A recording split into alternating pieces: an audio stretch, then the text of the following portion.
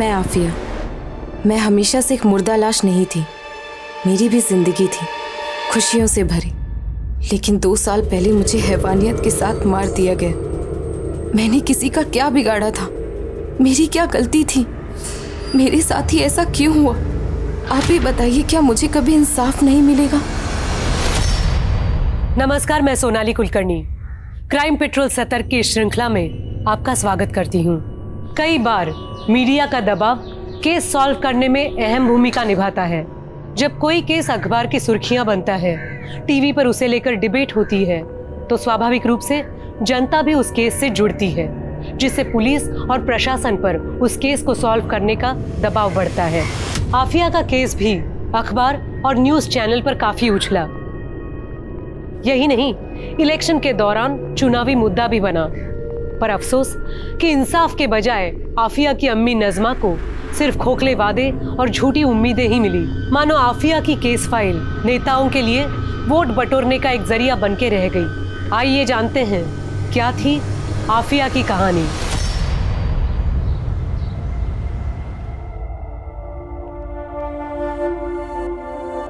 आफिया बेटा, ये ले, चाय पी ले। तू फिर वही कर रही है? मना किया है ना तुझे? अम्मी, आप तो जानती हैं ना, वहाँ लड़कियों के साथ सही बर्ताव नहीं होता। उनके साथ छेड़छाड़ होती है, बराबरी का हक नहीं मिलता। यहाँ तक कि प्रोफेसर्स भी ऐसे देखते हैं जैसे मानो कह रहे हो कि लड़की है, उतनी काबिल तो नहीं होगी। अरे आफिया, कॉलेज में तो होता ही है ये सब, और सिर्फ कॉलेज ही नहीं, हर जगह होता है। औरत और मर्द का ये फर्क खुदा ने बनाया है। नहीं अम्मी, खुदा ने मर्द और औरत बनाए, फर्क हमारी सोसाइटी ने बनाया। नज़मा, नज़मा, नज़मा, दरवाजा खोल। अशफाक, तुम्हें मना किया ना यहाँ आने के लिए? शौहर हूँ तेरा, और ये घर मेरा भी है। आपका नहीं, मेरे अब्बू का। देख, तू तो मेरे मुंह लग मत। क्या चाहिए तुम्हें अशफाक?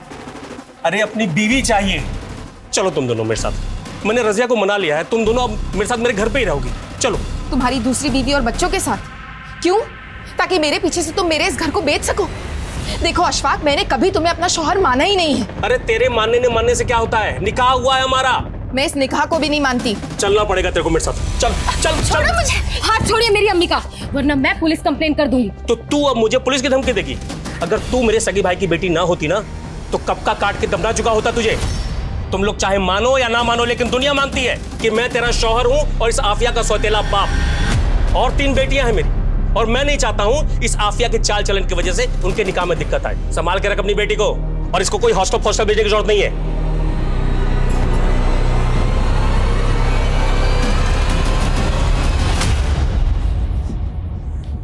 अम्मी, आप क्यों सहती हैं ये सब? तू नहीं समझेगी आफिया, ये दुनिया एक अकेली औरत के लिए कितनी जालिम है। प्लीज अम्मी, आप ये औरत होने की दुहाई मत दो। ये बोलो कि आप कमजोर हो। किस बात का डर है आपको? हाँ, आखिर आप पुलिस कंप्लेन क्यों नहीं करती?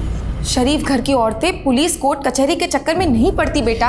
अरे अम्मी, आप समझते क्यों नहीं हो? मुझे वहाँ हॉस्टल में आपकी फिक्र लगी रहती है।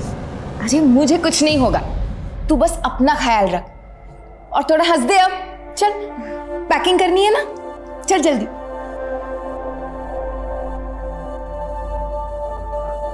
ये ले आफिया, कुछ पैसे रख ले।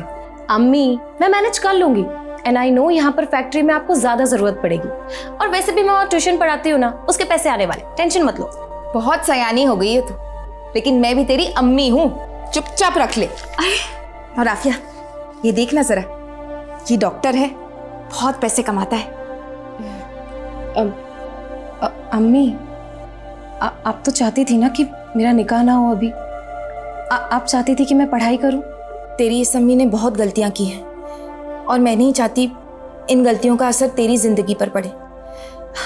तू बस निकाह कर ले, इससे मेरे कलेजे को सुकून मिलेगा। अम्मी, मैं निकाह करूंगी, जरूर करूंगी, लेकिन किसी के डर से नहीं, अपनी मर्जी से, अपनी खुशी से।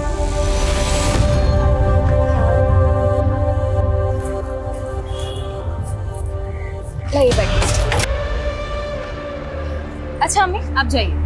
मैं रुकती हूँ ना बस आने तक। अरे अम्मी, आपको काम के लिए देरी हो जाएगी, आप जाइए ना, मैं बस लेकर चली जाऊँ। ठीक, ख्याल रखना अपना। खुदा हाफिज। खुदा हाफिज।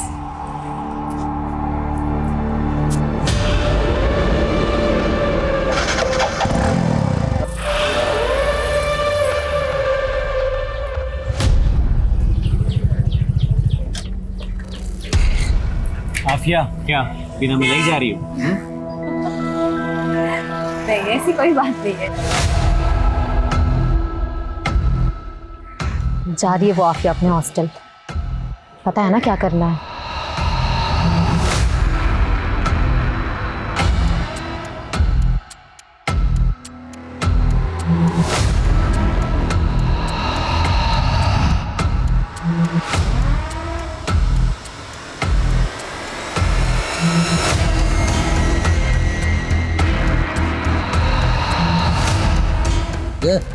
एक चाय देना।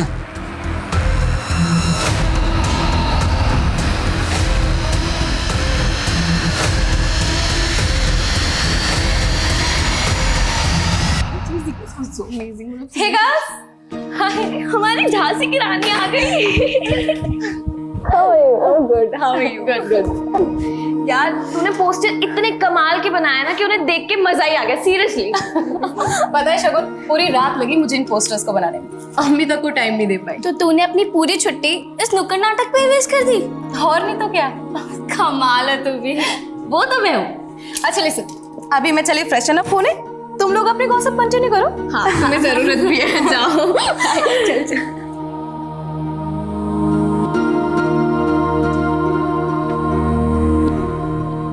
भैया, आज आप सभी की चाय मेरी तरफ से, लेकिन आप लोगों को भी प्रॉमिस करना होगा कि आप लोग हमारा नुक्कड़ नाटक वहां पर देखेंगे। ओके, लीजिए भैया, पैसे काटिए। हमें चाहिए आजादी, बुरी नजर से आजादी, गंदी सोच से आजादी, रोड रोमियो से आजादी, से आजादी, बुरी नजर से आजादी। बंद करो ये सब। क्या चल रहा है? तो गर्ल्स हॉस्टल ने ऐसे ही मोहल्ले का माहौल खराब कर रखा है, और तुम लोग सड़क पर उतर के प्रदर्शन नहीं कर रही हो।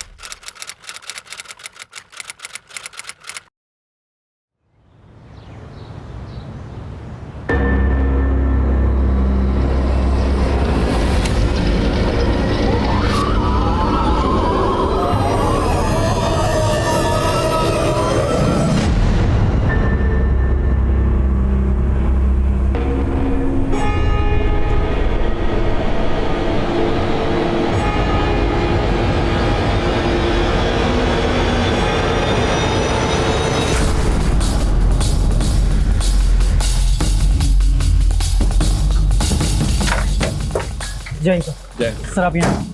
आपको इस वक्त ड्यूटी ज्वाइन नहीं करनी चाहिए थी। विनय, ड्यूटी फर्स्ट। काम है तो करना पड़ेगा ना। सर, इस तरह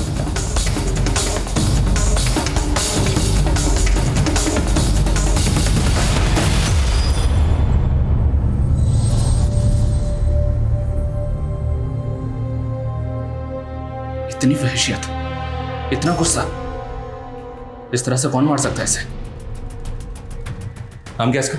सर, लड़की का नाम आफिया खान, उम्र 21 साल, JMS कॉलेज की स्टूडेंट है और यहाँ हॉस्टल में रहती थी। ये देखिए सर, ये लेटर भी चिपका हुआ है। एक मिनट, चलो मिलते हैं तुमसे हम अगले जन्म।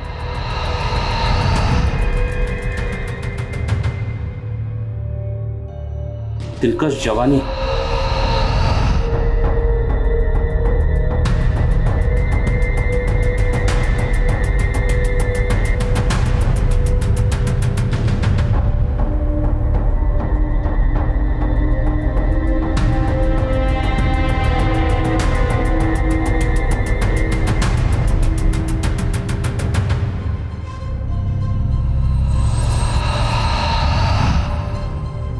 विनय, इसे उठाओ।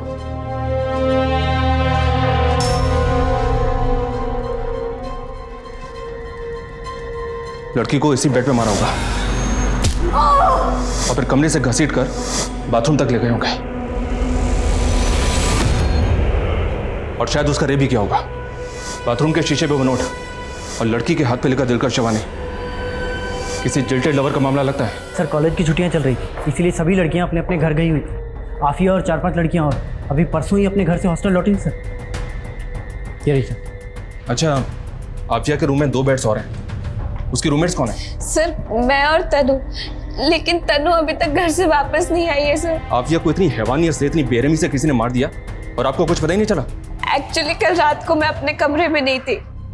हम सब लोग कल गीतिका के रूम में थे, क्योंकि इसकी दोनों रूममेट नहीं आई थी तो हम लोग इसी के रूम में सो गए थे सर। हाँ सर, ये सब मेरे ही रूम में थे। लेकिन आफिया तो आपके रूम में नहीं थी। क्यों? कोई अनबन थी उसके साथ? नहीं नहीं सर, वो तो हम सबकी बहुत अच्छी दोस्त थी। मैंने कल उसे बोला भी था कि तू भी हमारे साथ चल, लेकिन उसने कहा कि उसे पढ़ाई करनी है। तू अभी तक पढ़ रही है? चलना गीतिका के रूम में।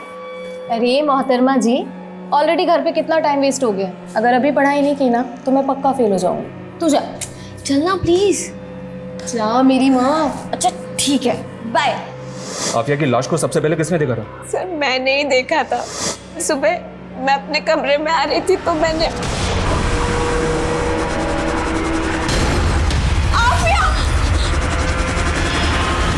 आफिया का किसी के साथ कोई अफेयर था?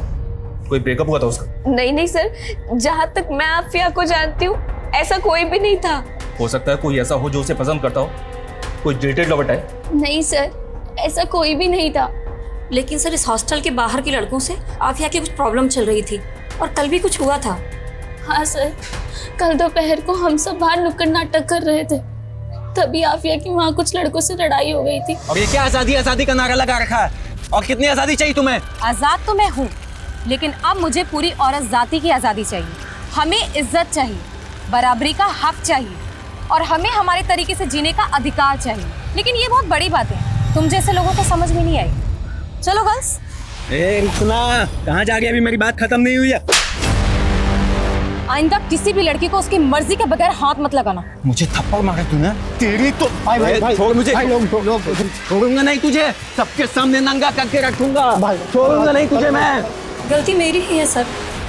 इन लोगों ने तो कहा था कि पुलिस में कंप्लेंट करते हैं, लेकिन मुझे लगा बाहर के लड़कों से कोई सीरियस प्रॉब्लम हो गई और पुलिस इन्वॉल्व हुई तो लड़कियों पर खतरा बढ़ जाएगा सर। लेकिन सर मैंने ये नहीं सोचा था कि मेरे चुप रहने से ये सब हो जाएगा। आपके हॉस्टल में और कौन कौन मेल है? बस एक गार्ड मेल है और यहाँ तो कुक भी फीमेल है। आफिया का रूम यहाँ 3rd फ्लोर पे है और इस 3rd फ्लोर पे आने के लिए सिर्फ एक ही रास्ता है, ये सीढ़ियों से। एक काम करो, उस सिक्योरिटी गार्ड को भी अपनी कस्टडी में लो और वो लड़के जिनके साथ आफिया का झगड़ा हुआ था। Okay sir.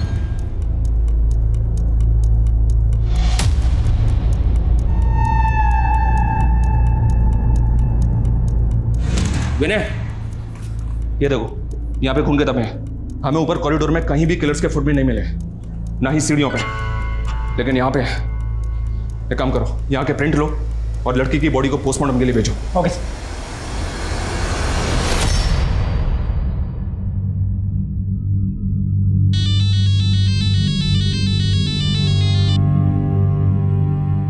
मना किया था ना मैंने कि आफिया को हॉस्टल मत भेजना, तूने उसे फिर से हॉस्टल भेज दिया। मर गई वो, अब चैन मिल गया तुझको।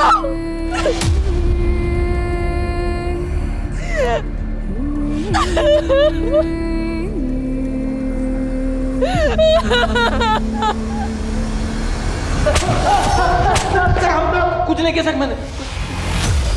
तुम दोनों का झगड़ा हुआ था ना आफिया के साथ, उसे नंगा करके घुमाने की धमकी दी थी ना तुमने? नंगा करके मैंने बस गुस्से में बोल दिया था सर, बस गुस्से में बोल दिया था। वो फालतू की नारेबाजी कर रही थी बहुत। बड़े समाज सुधारक बनते हो ना तुम दोनों, हाँ? विनय, इन दोनों समाज सुधारकों की अच्छी तरह से खाल खींचो, तोड़ो इन दोनों को। कुछ नहीं किया सर हमने।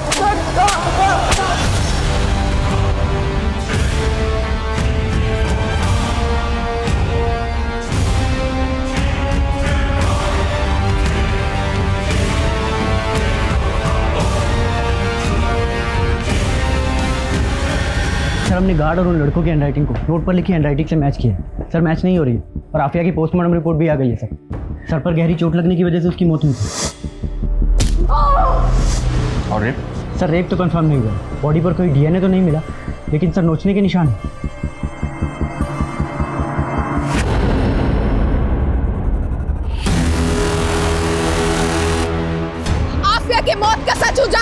करो, उजागर करो, उजागर करो। आफिया के कातिलों को सजा दिलाओ, सजा दिलाओ, सजा दिलाओ।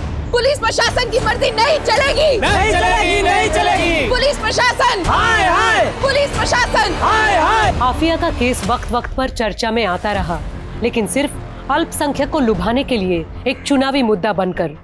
सही मायनों में केस में कोई खास प्रोग्रेस हुआ ही नहीं। नेता आफिया को न्याय दिलाने के बड़े बड़े दावे करते, आश्वासन देते, अफसोस जताते, लेकिन जमीनी स्तर पर हकीकत यही रही कि आफिया का केस कोर्ट केसेस की ढेर में पड़ा धूल खा रहा था। पर ढेरों नाकामियों के बाद भी आफिया की मां मायूस नहीं हुई, डटी रही और आखिरकार उसका सब्र रंग लाया। हमारी पार्टी माइनॉरिटीज के वेलफेयर के लिए काम करती है, यही एजेंडा है हमारा, इसलिए हमारी इस बच्ची को न्याय मिलना ही चाहिए। सर, आफिया के केस की चार्जशीट दायर हो चुकी है। वो सब मुझे कुछ नहीं मालूम, कैसे भी हो इस केस को रीओपन करवाइए।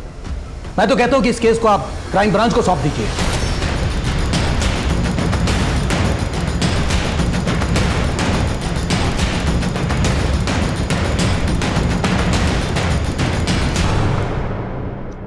सर, इस केस में इन्वेस्टिगेशन करने जैसा कुछ है नहीं। आपको भी पता है ये सिर्फ एक पॉलिटिकल स्टंट है। लोगों को बहकाने के लिए किया जा रहा है। जानता हूँ जिंदल, लेकिन ऊपर से ऑर्डर्स है, इन्वेस्टिगेशन तो करनी पड़ेगी। चैन सर, ये केस ऑलमोस्ट सॉल्व हो गया है, चार्जशीट भी दायर हो चुकी है और आप कह रहे हैं कि इन्वेस्टिगेशन फिर से क्राइम ब्रांच करेगा। एनीवेज, हमने इस केस में संतोष को अरेस्ट किया, ये बात तो आपको पता ही होगी। लेकिन किस बिना पे अरेस्ट किया था? ना तो संतोष की मां मानने को तैयार है, ना ही आफिया की मां मानने को तैयार है। मीडिया 50 सवाल ऊपर से खड़े कर रहा है कि जो आदमी ठीक से चल फिर नहीं सकता वो गर्ल्स हॉस्टल के 3rd फ्लोर पर बालकनी से कैसे जा सकता है। आशुतोष, कहीं ऐसा तो नहीं है कि तुमसे, तुम्हारी टीम से कहीं कोई गलती हुई है? मैंने सुना है कि उस दरमियान तुम किसी ट्रेजेडी से भी गुजर रहे थे। जी हाँ सर, लेकिन मेरी पर्सनल ट्रेजेडी का मेरी इन्वेस्टिगेशन के साथ क्या लेना देना? For me duty is first. I have tried my level best. मैंने ना तो इस केस में कोई कोताही बरती है और ना ही इस केस को रफा दफा करने की कोशिश की है। मेरे खबरों ने मुझे इन्फॉर्मेशन दी थी संतोष के बारे में कि वो एक हिस्ट्री शीटर भी है। और सर, आफिया की मौत के बाद भी ये संतोष हॉस्टल के बाहर एक चाय की दुकान पर बैठकर चाय पी रहा था, उसकी मौत की न्यूज़ देख रहा था। और जब पुलिस वहाँ से चली गई तो ये भी वहाँ से चला गया। आफिया को इतनी बुरी तरह से मारा पीटा गया। आफिया की माँ मीडिया में बार बार कह रही है कि उसके साथ रेप हुआ, लेकिन आपकी रिपोर्ट में रेप का कोई जिक्र ही नहीं है। आपकी रिपोर्ट कहती है कि आफिया के साथ रेप हुआ ही नहीं है। सर, आफिया की माँ लोगों की कही सुनी बातों में आ रही है। आफिया की बॉडी पर कपड़े नहीं थे, किसी को भी ऐसा लगेगा, लेकिन पोस्टमार्टम रिपोर्ट में रेप नहीं आया था। किलर ने आफिया को प्रेशर से मारा था सर। आई एम श्योर वो चोरी के लिए वहाँ आया होगा, आफिया के साथ झड़प हुई और उसने आफिया की जान ले ली। अगर हम तुम्हारी थ्योरी माने तो फिर वो आफिया को घसीट कर आफिया के रूम से वॉशरूम तक लेकर क्यों गया? वहाँ उसने आफिया के कपड़े निकाले, उन्हीं कपड़ों से उसके हाथ पैर बांधे, एक नोट भी छोड़ा। अगर कोई सिर्फ चोरी के मकसद से वहाँ गया था तो उसने इतनी हैवानियत क्यों दिखाई? Please explain me. संतोष ने खुद कबूल किया कि मर्डर उसी ने किया। ये देखिए, ये उसकी स्टेटमेंट है। आशुतोष, सस्पेक्ट से स्टेटमेंट कैसे ली जाती है कि मैं भी अच्छी तरह से जानता हूँ। किसी को इतना मारोगे, कुटोगे तो हाँ बोलेगा ही ना। सर, आपको जैसा लग रहा है वैसा बिल्कुल भी नहीं है। आफिया को चोरी के सिलबट्टे से मारा गया था। एक औरत ने संतोष को वो सिलबट्टा चोरी करते हुए देखा भी था। सारे सर्कमस्टेंशियल एविडेंस संतोष की तरफ ही इशारा कर रहे थे सर, बिलीव मी। लेकिन आफिया की बॉडी के पास एक नोट मिला है, उसकी बॉडी पे लिखा हुआ भी मिला है, दिलकश जवानी। ये तो किसी जिल्टेड लवर की ओर इशारा कर रहा है। जी हाँ सर, हमको भी ऐसे ही लग रहा था। हालांकि संतोष का कोई पास नहीं मिला हमें, लेकिन सर हो सकता है एक तरफा प्यार हो। Anyway, thank you so much. जय हिंद सर। जय हिंद। अभिषेक, संतोष को गर्ल्स हॉस्टल लेकर आओ। सर। सर, उस घटना के बाद तो पुरानी वार्डन को अपना इस्तीफा देना पड़ा था और पिछले 2 सालों से मैं ही यही की वार्डन हूँ सर। अच्छा, ये बात बताइए।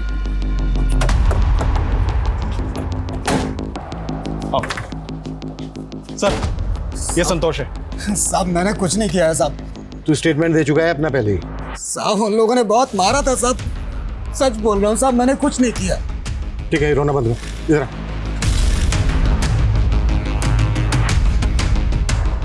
आजा। चल, दीवार पे चढ़ जा। चल।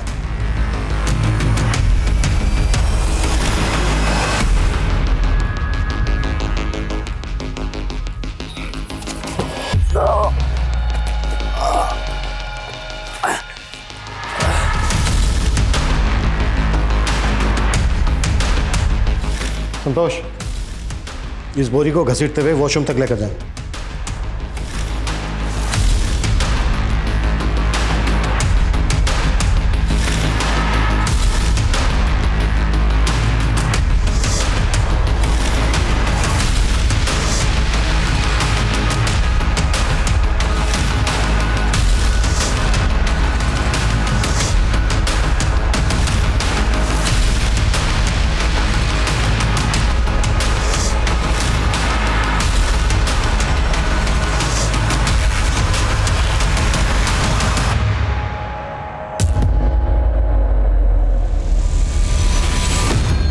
सर, आपने जो पता करने के लिए बोला था, जो आफिया की बॉडी के ऊपर दिलकश जवानी लिखा हुआ था, वो एक सॉफ्ट पोर्न वेब सीरीज है।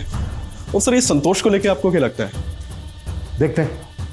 अच्छा, संतोष के अलावा इस केस में और किस किस पे शक था? सर, एक कार्तिक और सुनील। सर, ये दोनों अक्सर हॉस्टल के बाहर नेतागिरी झाड़ा करते थे और आफिया के साथ इनका झगड़ा भी हुआ था। और ये हॉस्टल का सिक्योरिटी गार्ड। इन सबको बुलाओ। ये कोई रैंडम क्राइम नहीं हो सकता।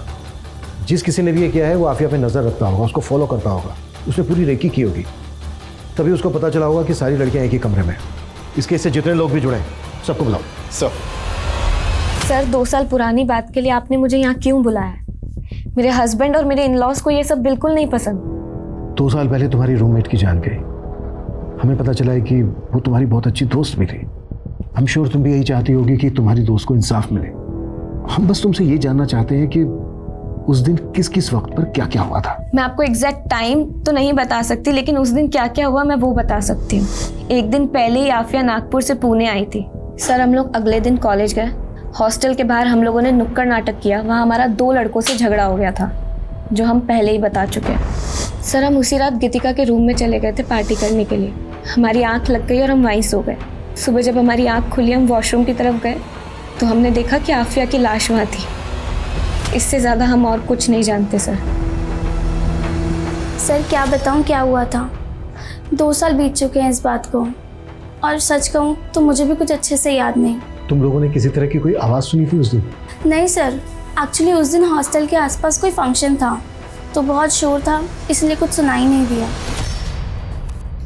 सर, वार्डन किरण शर्मा यहाँ से जॉब छोड़ के दिल्ली शिफ्ट हो चुकी है। मैंने उसे बुला लिया है। और वो दोनों लड़के अंकित और सुनील, उनका क्या हुआ? सर, वो दोनों भी पुणे छोड़कर जा चुके हैं। मैंने उन्हें भी इन्फॉर्म किया है।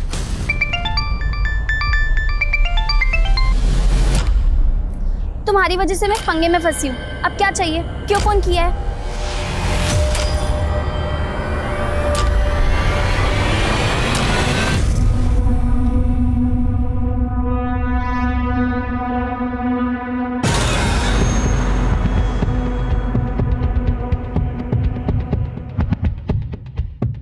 अभिषेक, इंस्पेक्टर आशुतोष को बुलाओ। सर।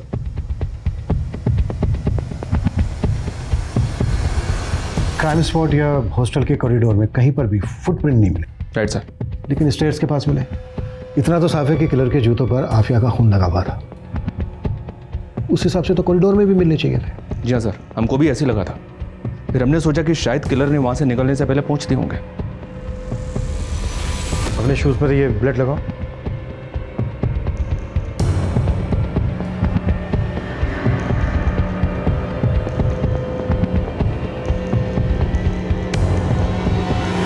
अभिषेक सर, साफ करो ये फुटप्रिंट।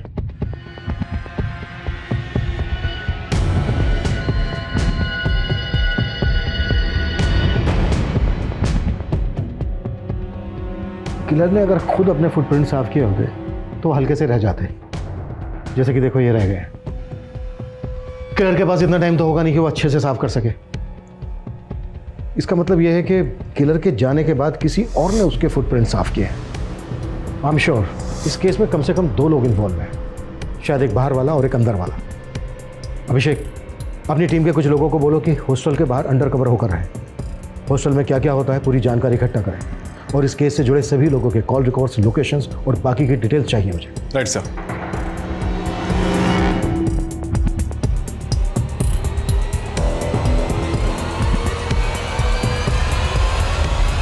सर, लोगों की बातों से मैं इतना परेशान हो गई थी कि मुझे पुणे छोड़कर दिल्ली शिफ्ट होना पड़ा। और उस दिन जो कुछ भी हुआ था मैं पहले ही सब कुछ बता चुकी हूँ।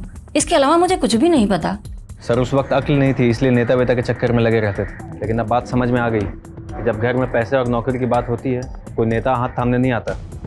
सर पहले ही हमारी बहुत बदनामी हो चुकी है, बीवी बच्चे वाले हैं सर हम। सर बहुत मुश्किल से हमने फिर से अपनी ज़िंदगी शुरुआत की, अब हमें बख्श दीजिए सर। हमें पुलिस वालों ने बहुत मारा साहब, हम तो बोल बोल कर थक गए थे कि हमने कुछ नहीं किया।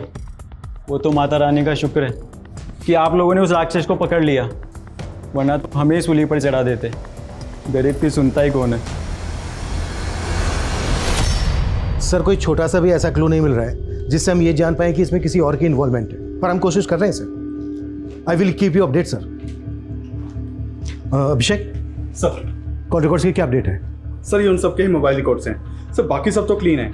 एक बस गीतिका के मोबाइल पे नागपुर से कॉल आ रहे थे, वो भी आफिया के घर के पास के पीसीओ से।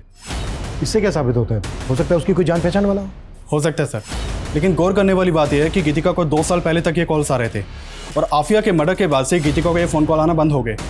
और अब जब ये केस दोबारा से रीओपन हुआ है तो गीतिका को उसी पीसीओ से दोबारा फ़ोन आ रहे हैं। बुलाओ गीतिका को। सर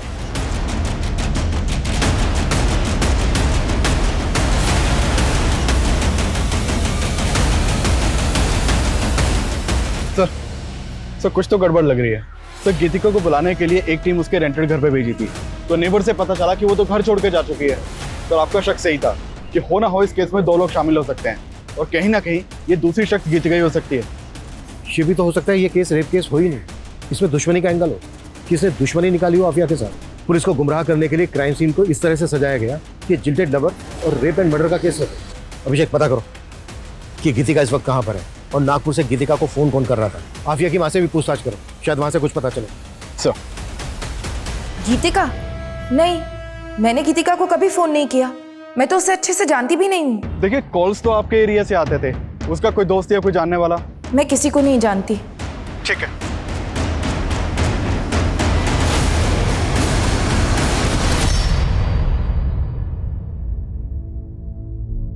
जी भाईजान, सबसे ज्यादा नंबर लाई है आपकी आफिया। अखबार के दूसरे पन्ने पर उसका फोटो भी छपा है। हाँ, आगे जैसा आफिया चाहे। खुदा हाफिज। ये क्या अम्मी, आप अभी तक फोन पर लगे हो? अरे तूने खबर ही इतनी अच्छी दी है कि रिश्तेदारों तो क्या पूरी दुनिया को बताना चाहती हूँ कि आफिया मेरी बेटी लाखों में और मेरी अम्मी करोड़ों में। देखना अम्मी, ये तो शुरुआत है, धीरे धीरे मैं इतना नाम कमाऊंगी ना कि आपको वर्ल्ड फेमस कर दूंगी।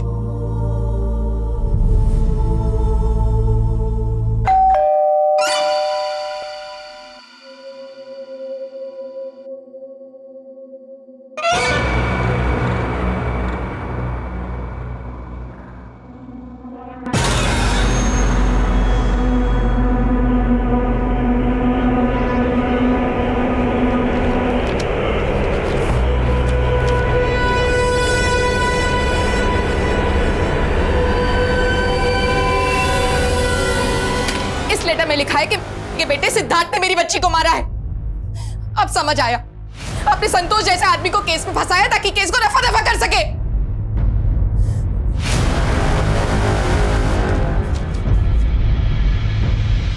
सर मैंने कहा ना आपसे, मैं किसी आफिया को नहीं जानता, बस न्यूज में देखा था 1-2 बार। हमने तुम्हारी 2 साल पहले की मोबाइल डिटेल्स निकलवाई थी। आफिया की फ्रेंड शगुन, जानते हो ना, बहुत बातचीत होती थी, दोनों में टच में थे, मिलना जुलना भी था। हाँ सर, मेरा सिद्धार्थ के साथ अफेयर चल रहा था। सर मैंने आपसे एक बात छुपाई थी। असल में उस रात हम सारी लड़कियां गीतिका के रूम में छुपके से पार्टी कर रहे थे, जिसमें मैंने सिद्धार्थ को भी बुलाया था।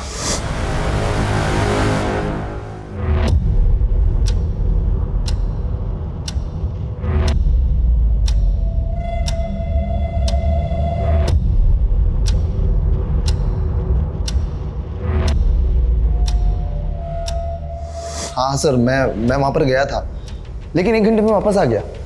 उसके बाद वहाँ पर क्या हुआ मुझे कुछ नहीं पता सर। सर सिद्धार्थ झूठ बोल रहा है। हम लोग तो बीच पार्टी से ही निकल गए थे और निकलकर हम लोग दूसरे कमरे में चले गए थे।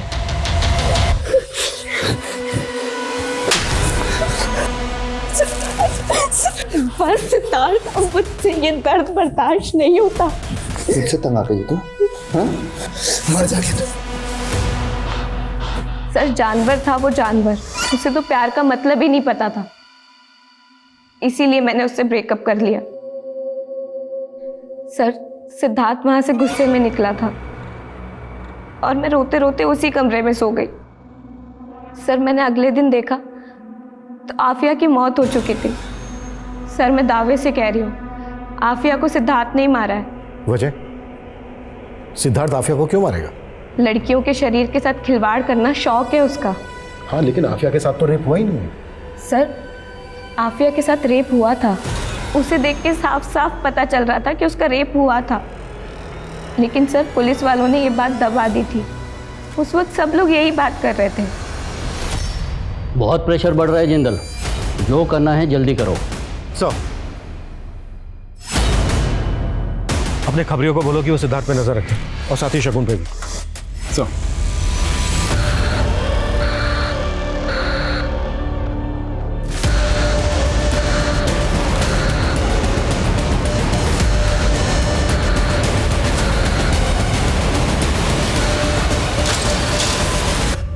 सर ये सिद्धार्थ तो बार बार यही कह रहा है कि वो उस रात वहाँ था ही नहीं।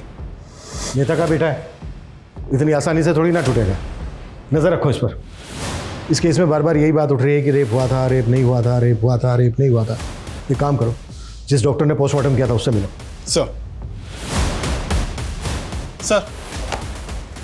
सर आफिया की बॉडी के ऊपर ब्रुटैलिटी के निशान थे, खरोंच, बाइट मार्क्स, लेकिन डॉक्टर का कहना है कि उसका रेप नहीं हुआ था।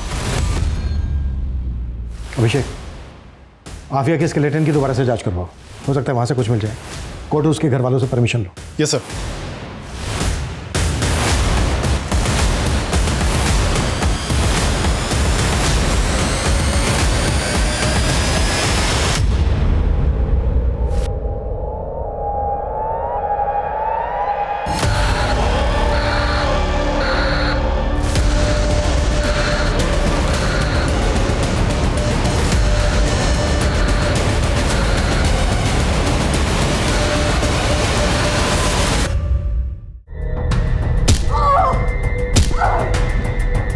इतनी वहशियत, इतना गुस्सा, इस तरह से कौन मार सकता है इसे? इस केस में कम से कम 2 लोग इन्वॉल्व हैं, शायद एक बाहर वाला और एक अंदर वाला। सर आफिया के स्केलेटन की फोरेंसिक रिपोर्ट आ गई है। सर उसका हाथ तोड़ा गया था और पैर भी, और उसके सर पर बार बार मार कर उसकी जान ले ली गई थी। सर एक और बात पता चली है, आफिया के मर्डर के करीब 8 महीने पहले उसने एक वीडियो पोस्ट किया था जो काफ़ी वायरल हुआ था। ये देखिए सर ये वीडियो आफिया के हॉस्टल का ही है। इसमें वॉशरूम में एक आदमी एक लड़की का वीडियो बना रहा है। सर एक और बात, हॉस्टल का सिक्योरिटी गार्ड जिसने हमसे ये बताया था कि इस कांड के 6 महीने के बाद उसने नौकरी छोड़ दी थी और वो अपने गांव चला गया था। सर पता चला है कि वो पुणे में ही और बिजनेस कर रहा है। खबरियों ने बताया कि आफिया के मर्डर के बाद उसके पास काफ़ी पैसे आना लगा था। बुलाओ। सर बताते हैं साहब, हमें ये पैसे उस हॉस्टल की वार्डन किरण मैडम ने दिए थे। किरण मैडम शादीशुदा थी, लेकिन यहाँ अपने पति से अलग रहती थी और उनका अफेयर भी चल रहा था अनिल राठी के साथ में। वो हमेशा यहाँ आया जाया करता था और उसका आफिया के साथ में पंगा भी हुआ था। उसकी इतनी हिम्मत हुई कैसे? हर जगह मेरी बेइज्जती हो रही है। अरे तुम्हें ताका-झाकी करने की जरूरत क्या थी? और वीडियो बनाया क्यों? तुम्हारे चक्कर में मेरी भी जॉब जाएगी। आफिया प्लीज, अनिल से गलती हो गई और वो वीडियो सोशल मीडिया से हटा दो। और अगर कॉलेज कमेटी पूछे तो बोलना कि वीडियो बिल्कुल नकली था। सॉरी मैम, लेकिन मैं ऐसा बिल्कुल नहीं करूँगी। आफिया, बहुत तमाशा हुआ था साहब हॉस्टल कमेटी में। अनिल का आना जाना भी बंद करवा दिया था। कमेटी ने वार्डन मैडम को एक मौका दिया था, लेकिन उसके बाद भी अनिल अक्सर छुप छुप कर वहाँ आया करता था। उस रात भी आया था? पता नहीं साहब, हम सो गए थे। जब सुबह उठे तो देखा कि किरण मैडम वहाँ जूते के निशान साफ कर रही थी। और अब तो वार्डन मैडम ने अपने पति को छोड़कर अनिल से शादी भी कर ली है। हाँ, मैं किरण से मिलने जाता था, लेकिन उस रात नहीं गया था। तो फिर गार्ड को इतने पैसे क्यों दिए थे? सर गार्ड ने मुझे फुटप्रिंट साफ करते हुए देख लिया था। वो मुझे ब्लैकमेल कर रहा था और मुझे लगा कि रात में अनिल आया हो। आफिया को बहुत बेरहमी से मारा गया था और आपके और अनिल के पास तो मोटिव भी था आफिया को तड़पा तड़पा के मारने का। सर सच में मैंने कुछ नहीं किया। लेकिन किरण का तो कहना है कि ये सारा किया जा तेरा ही है। नहीं नहीं, उसे कुछ गलतफहमी हुई थी। मैंने ऐसा कुछ नहीं किया सर। अनिल ने तो एक्सेप्ट कर लिया है कि उसने आफिया को मारा था। क्या? सर मुझे उस समय लगा भी था, लेकिन अनिल ने मुझे यकीन दिला दिया कि आफिया के खून से उसका कोई लेना देना नहीं है। या तो इस अनिल ने वाकई में कुछ नहीं किया है, या फिर ये दोनों बहुत अच्छी एक्टिंग कर रहे हैं। सर नागपुर से शकील का फोन है। हेलो, ठीक है, मैं चेक करता हूँ। सर शकील बता रहा है कि जिस पीसीओ से गीतिका को फ़ोन किया जाता था उसके पास एक सीसीटीवी मिला है। उसने उन कॉल के टाइमिंग को सीसीटीवी की फुटेज के टाइमिंग से मैच किया तो उसमें एक औरत दिखाई दी है। सर शकील ने उसका वीडियो भेजा है, ये देखिए फुटेज। तुरंत नागपुर के लिए निकलो, पता करो ये औरत कौन है और इस औरत की फोटो आफिया की माँ नज़मा को भी दिखाओ। सर।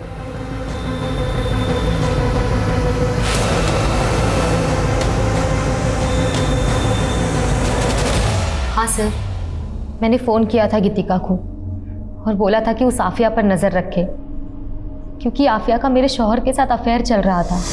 क्या है ये? हाँ, क्यों उसकी फोटो अपने वॉलेट में लिए घूमते फिरते हो? हाँ, मैं प्यार करता हूँ आफिया से और निकाह भी करके रहूंगा। मैं आफिया का पीछा किया करती थी ये जानने के लिए कि वो मेरे शौहर से मिल रही है या नहीं, लेकिन मैं पुणे में उसका पीछा नहीं कर सकती थी, इसलिए मैं उसके हॉस्टल की एक लड़की गीतिका से मिली। मैंने उसको पैसे का लालच दिया तो वो तैयार हो गई। कहीं ऐसा तो नहीं है कि अपने गुस्से की वजह से तुमने ही आफिया के साथ ये सब कुछ करवाया? नहीं सर, मुझे क्या पड़ी है मैं किसी के साथ कुछ करूं।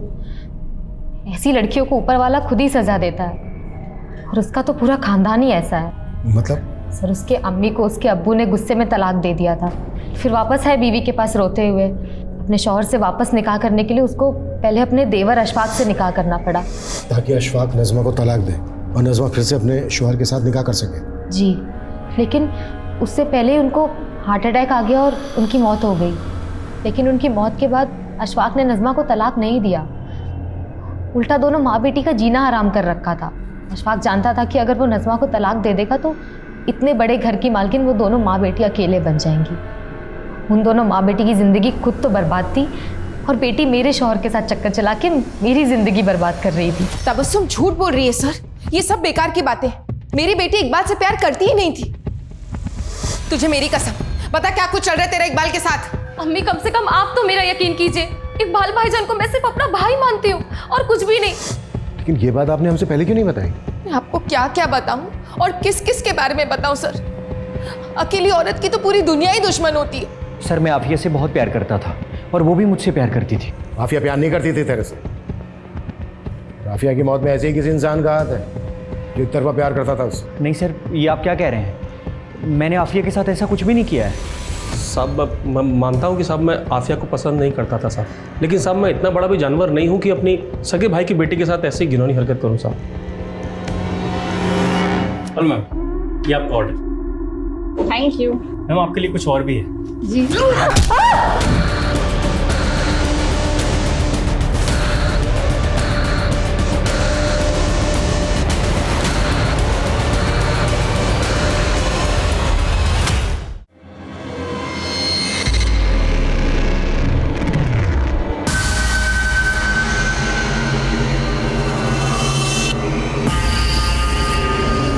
नहीं सर, मेरा सिद्धांत के साथ कोई अफेयर नहीं है। वो मेरे ऊपर प्रेशर डाल रहा है कि मैं शादी के बाद भी उसके साथ फिजिकल रिलेशन बनाऊं। सर वो आज भी मुझे बहुत मारता है। तो तुम उसकी बात मानती क्यों? क्योंकि सर अगर मैंने ऐसा नहीं किया तो वो मेरे पति को जान से मार देगा। इसलिए तुमने सिद्धार्थ को फंसाना चाहा झूठ बोलकर, और नज़मा को भी वो लेटर तुमने ही लिखा था ना? हाँ सर, लेकिन सर मैं सिद्धांत को फंसा नहीं रही हूँ। उस जैसा जानवर ही एक लड़की का ऐसा हर्ष कर सकता है। सिद्धांत के अगेंस्ट केस करो, चुप बैठी रहोगी कुछ नहीं होगा, और अगर तुम सही पुलिस तुम्हारा साथ देगी। सर मैं पहले भी कह चुका हूं आप लोग से, मैं वहाँ गया ज़रूर था, लेकिन फिर मैं वहाँ से निकल गया और उसके बाद वहाँ पर क्या हुआ मुझे कुछ नहीं पता। इससे ज़्यादा सर मुझे कुछ नहीं कहना। अंकित और सुनील का झगड़ा था आफिया के साथ। इन दोनों के पास मोटिव बनता है। हो सकता है इन दोनों के कहने पर ही ये गार्ड ने काम किया हो, क्योंकि गार्ड अच्छी तरह से जानता था कि अनिल का भी झगड़ा था आफिया के साथ। अगर वो सब करेगा तो डाउट जो है अनिल पे जाएगा। सर ये कांड खुद अनिल भी तो कर सकता है, क्योंकि उसके पास सीधा मोटिव था। मोटिव तो तबस्सुम और इकबाल के पास भी था, और मोटिव अशफाक के पास भी था। हो सकता है अशफाक ने इस काम को अंजाम दिया, या फिर सिद्धार्थ, क्योंकि शगुन तो सीधा शक सिद्धार्थ के ऊपर जता रही है। ये भी तो हो सकता है कि इनमें से कोई ना हो, इस वारदात को किसी और ने अंजाम दिया। अभिषेक ये देखो, ये कुछ दिन पुराना न्यूज़पेपर है। सूरत में एक लड़की के साथ वारदात कुछ ऐसी हुई थी जैसी इस लड़की के साथ। हाथ पैर तोड़े गए, उसका रेप हुआ, उसकी बॉडी पर डीएनए मिला, लेकिन किसने किया ये अभी तक पता नहीं। सर आफिया का मर्डर भी इसी तरह से हुआ था, लेकिन आफिया का रेप नहीं हुआ था। अभिषेक, इस केस में जो डिफरेंसेस हैं तो उस पर क्यों सोच रहे हो? जो चीज़ें कॉमन है उस पर आगे बढ़ते हैं ना। लेकिन सर अगर ये तुक्का फेल हो गया तो इस केस को बंद करने की नौबत आ सकती है।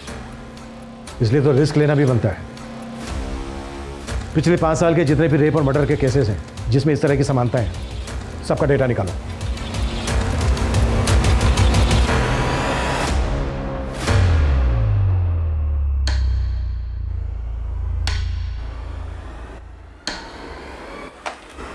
सर हमारे केस से सिमिलर 5 केसेस मिले हैं, भोपाल, गया, सूरत, धर्मशाला और औरंगाबाद में। सर सारे विक्टिम्स को तड़पा कर मारा गया था। इन 5 केसेस में सर 3 विक्टिम्स को मारने के बाद उनके साथ रेप किया गया था। डीएनए के ट्रेसेस तो मिले, लेकिन पुलिस किलर को नहीं पकड़ पाई। इन विक्टिम्स की बॉडी पे जो डीएनए मिला है मैच करो, देखो किलर सेम है क्या। सर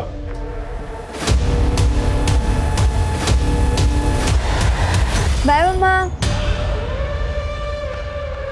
सर डीएनए रिपोर्ट आने में तो अभी टाइम लगेगा, और सर फिलहाल इन 5 लड़कियों में अभी तक कोई लिंक नहीं मिला है।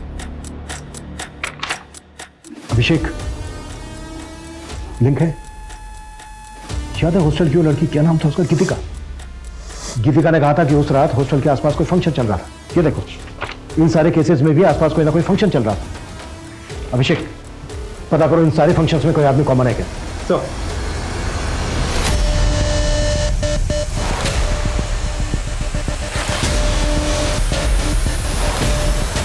जो डिटेल्स निकालने के लिए बोली थी अब तक मिली क्यों नहीं है मुझे? सर आपका शक सही निकला। एक आदमी का पता चला है जो हर लोकेशन पे मौजूद था। ये सर ये अलग अलग शहरों में अलग अलग कैटरिंग के लिए काम करता है। मैंने मोबाइल ऑपरेटर से इसकी डिटेल निकलवाई तो पता चला कि ये मुंबई में है अभी। तुरंत मुंबई पुलिस से कांटेक्ट करो, इस आदमी को ट्रेस करो। इससे पहले कि किसी और लड़की को अपना शिकार बनाए, हमें इसे रोकना होगा। Quick, fast. सर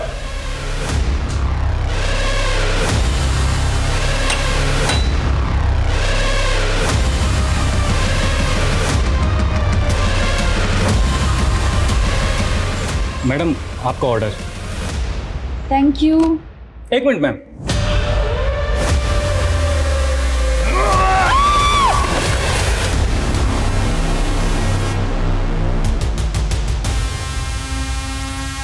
रघु चल।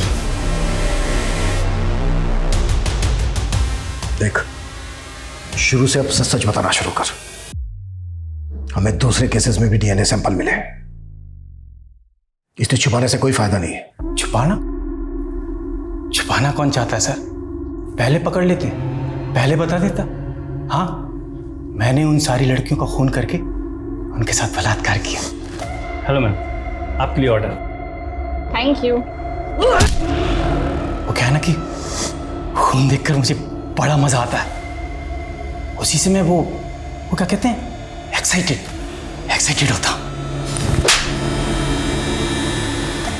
आफिया को क्यों मारा?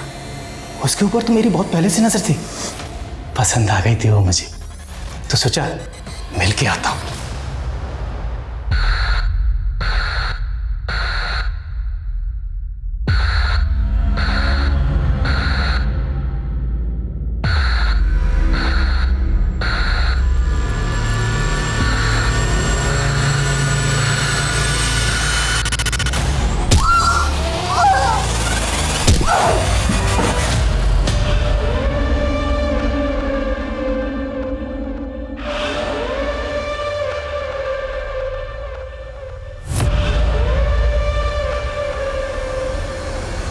तो कुछ लड़कियों की डेड बॉडी के साथ रेप करता था, कुछ लड़कियों की डेड बॉडी के साथ रेप नहीं करता था। वो एक मेरी कमजोरी है। कभी कभी खून देख के भी गरम नहीं होता मैं। लेकिन वो लड़की मुझे चाहिए थी, इसलिए उससे वादा करके आया, फिर मिलेंगे अगले जन्म। अब अगले जन्म में मैं फिर उससे मिलूंगा सर।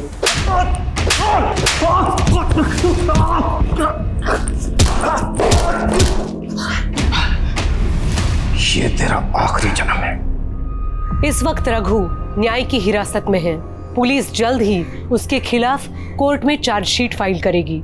रघु ने अपने स्टेटमेंट में यह कबूल किया कि पिछले 3 सालों में उसने कई लड़कियों को मॉलेस्ट किया था। उनके साथ जबरदस्ती की थी, लेकिन कभी किसी लड़की ने रघु के खिलाफ शिकायत दर्ज कराने की हिम्मत नहीं की और शायद इसी वजह से रघु की हिम्मत और बढ़ी। रघु का कोई क्रिमिनल रिकॉर्ड ना होना भी एक अहम वजह था कि इतने सालों में रघु कभी पुलिस की रडार में नहीं आया। हमारा डर ही रघु जैसे विकृत लोगों का हथियार होता है। आफिया एक निडर लड़की थी। वो इस बात को अच्छी तरह से समझती थी कि लड़कियों की खामोशी ऐसे मंचलों का हौसला बढ़ाती है। आफिया अब वापस लौटकर नहीं आएगी, लेकिन आफिया के भीतर अपने स्वाभिमान के लिए लड़ने का जो जज्बा था, उससे हम सबको सीख लेनी चाहिए। औरतों के लिए सुरक्षित समाज बनाने के लिए जरूरत है इस सितम के खिलाफ आवाज उठाने की। जब तक हम चुप रहेंगे, सितम का ये सिलसिला यूं ही चलता रहेगा। ये चीखें खामोश नहीं होंगी। अब मैं सोनाली कुलकर्णी आपसे विदा लेती हूँ। फिर मिलेंगे क्राइम पेट्रोल सतर्क जस्टिस रीलोडेड के एक नए केस के साथ। तब तक मास्क पहने, सैनिटाइजर का इस्तेमाल करें और सोशल डिस्टेंसिंग का ध्यान रखें। अपना और अपने परिवार का ख्याल रखें। देखते रहिए क्राइम पेट्रोल सतर्क जस्टिस रीलोडेड। जय हिंद।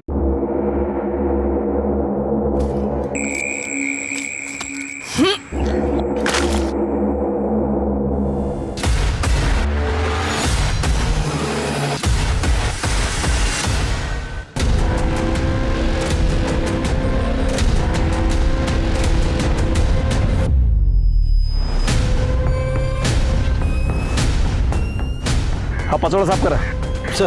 तुम्ही तिकडे बघा काय सापडतं काय.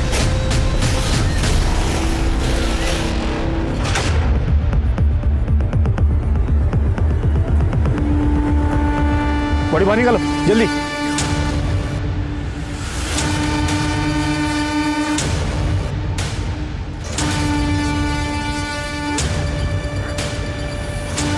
कौन है ये लड़की? नमस्कार, मैं सोनाली कुलकर्णी क्राइम पेट्रोल सतर्क के इस नए अध्याय में आपका स्वागत करती हूँ। 2019 के आंकड़ों की माने तो हमारे देश में हर रोज लगभग 79 मर्डर्स होते हैं। हाँ, रोज 79 मर्डर्स। इसका मतलब कम से कम 79 लोग हर रोज किसी की जान लेते हैं। पुलिस 3 बातों से केस सॉल्व करती है: क्राइम सीन से, सबूतों की बिना पर, लोगों के बयान से।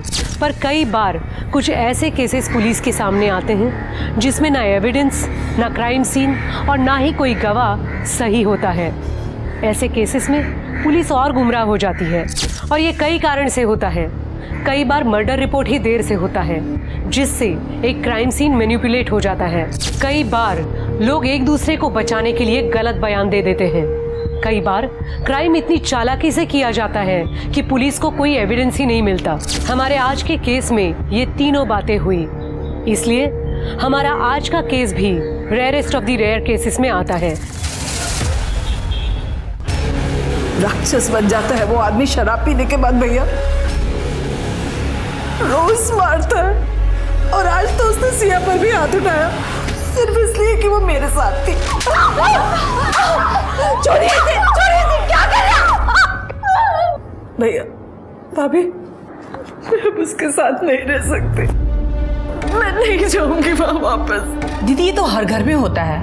इसका मतलब ये थोड़ी होता है कि आप अपना घर छोड़ के दूसरे के घर चले आइए। क्या हर घर में होता है? देखो, कोई अपनी बीवी को इस तरह से मारता है क्या? अरे जवान बच्ची का भी लिहाज नहीं किया। इसका ब्याह किया था घर बसाने के लिए, मार खाने के लिए नहीं। तो कहीं नहीं जाएगी, तू यहां रहे आराम से मेरे पास। अर्जुन जी बाबा, सामान ले और सामने कमरे में रख। मैं हेल्प कर देती।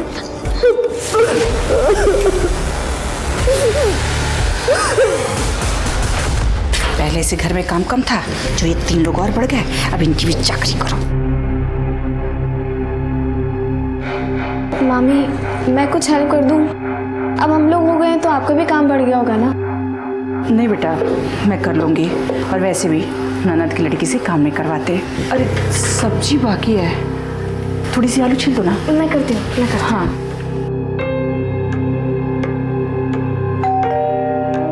देखना बेटा कौन है।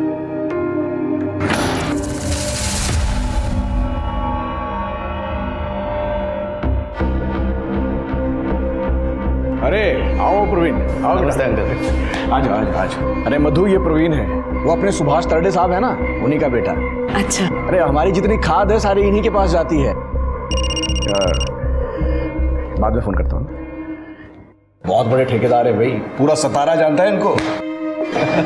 और मैं इसको और इसके हर कांड को जानता हूँ। नहीं नहीं, मैं कोई कांड नहीं करता। दोनों बचपन के दोस्त हैं और मेरा आधे से ज्यादा काम ये दोनों ही करते हैं। अरे हाँ पापा, वो फर्टिलाइजर लोड करवाने थे, करवा दे। हाँ हाँ बेटा, जाओ जाओ जल्दी, शाबाश। चल रहा। अरे रुको रुको, कहाँ जा रहे हो बच्चों? पहले नाश्ता कर लो, काम बाद में कर लेना। आओ। अरे आओ पहले नाश्ता। प्रवीण, मैं तेरी आई से ना ये थाली पीठ बनाना सीखी हूँ, तो टेस्ट तो कर, देख कैसा हुआ है।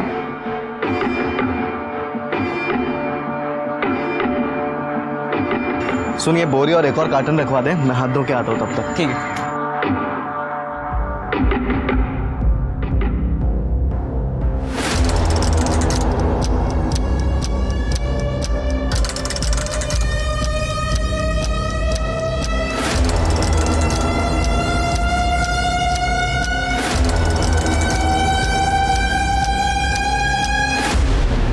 वो जो फर्टिलाइजर के बॉक्स है ना, उनको सही से रखो। इधर अबे साले, तेरे घर में तो खजाना ही खजाना है। हाँ, मिल बांट के खाना, समझा ना? अबे जा बे तुम। Asif, I missed you. Thank you, तुम पूरे से यहाँ तक आ गए मिलने मुझे। तेरे बिना मेरा भी बुरा हाल था। वैसे पुणे वापस आने का कोई इरादा? नहीं, पता नहीं, इस बार माँ पापा का बहुत गंदा वाला झगड़ा हुआ और पापा ने मुझे भी मारा। मुझे नहीं लगता मम्मी इस बार जल्दी वापस आएंगी। आसिफ, मुझे बस पुणे आना है तुम्हारे पास, पर मैं मम्मी का साथ भी नहीं छोड़ सकती ऐसे। समझ सकता हूँ, मन तो करता है तेरे बाप को पीट दूं। तुझे हाथ लगाया बेवड़ा। ये बता, यहाँ तो सब ठीक है ना? मामा और उनके बेटे अर्जुन तो ठीक है, पर मामी को पसंद नहीं आता कि हम यहाँ पर हैं। बोझ है हम उन पर। ये रख, और कुछ चाहिए तो बोल मेरे को। किसी बात की टेंशन मत लेना। हाँ आसिफ, मुझे पैसे नहीं चाहिए, मुझे बस पुणे आना है तुम्हारे पास। अगर नहीं आएगी तो उठा के लेके जाऊंगा तुझे। पर आसिफ, बस प्रे करो कि मेरे माँ पापा की सुलह हो जाए जल्दी से। तेरा रोज रोज का नाटक ही है। तू नहीं रहना चाहती मेरे साथ तो मत रहे, तलाक ले लेना। की कर इस मामले को। वाह, तुम रोज शराब पीते रहो, मुझे मारते रहो, मेरे बच्चों को मारते रहो। एक बात कान खोल कर सुन लो, ना मैं तुम्हें तलाक दूंगी और ना ही वापस आऊंगी। दीदी, पति से झगड़ा नहीं करते हैं। तुझे मेरे साथ नहीं आना है तो मत आना, पर मैं अपने बच्चों को यहाँ नहीं रहने दूंगा। खुशबू मेरे साथ आएगी। हाँ माँ, मुझे यहाँ गांव में नहीं रहना है, वापस पुणे जाना है। सुन लिया? बच्चे अपना अच्छा बुरा नहीं जानते, पर मैं जानती हूँ ना, ये यही रहेंगे मेरे साथ। अरे कैसे नहीं आएंगे बच्चे? तू हमेशा मेरे साथ ऐसे ही करती रही है। बच्चे हैं, इनकी जिंदगी बर्बाद। तू ज्यादा खबरदार मेरी बहन को हाथ लगाया तो यही जिंदा गाड़ दूंगा। बहुत मार लिया तूने, अब बस। बहुत हुआ तुम्हारा आतंक संतोष प्रसाद। अब वापस यहाँ आए ना तो पुलिस कंप्लेंट करूंगी डोमेस्टिक वायलेंस के लिए।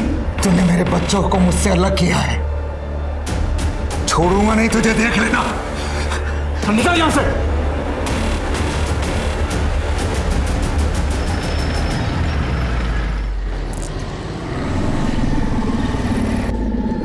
हाय, मैं अर्जुन के यहाँ ही जा रहा हूँ, तो मैं छोड़ देता हूँ। नहीं, मैं चली जाऊंगी। अरे कोई बात नहीं, अरे आ जाओ।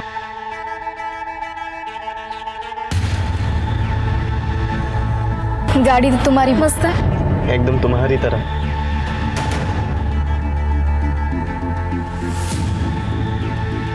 कभी ट्राई किया?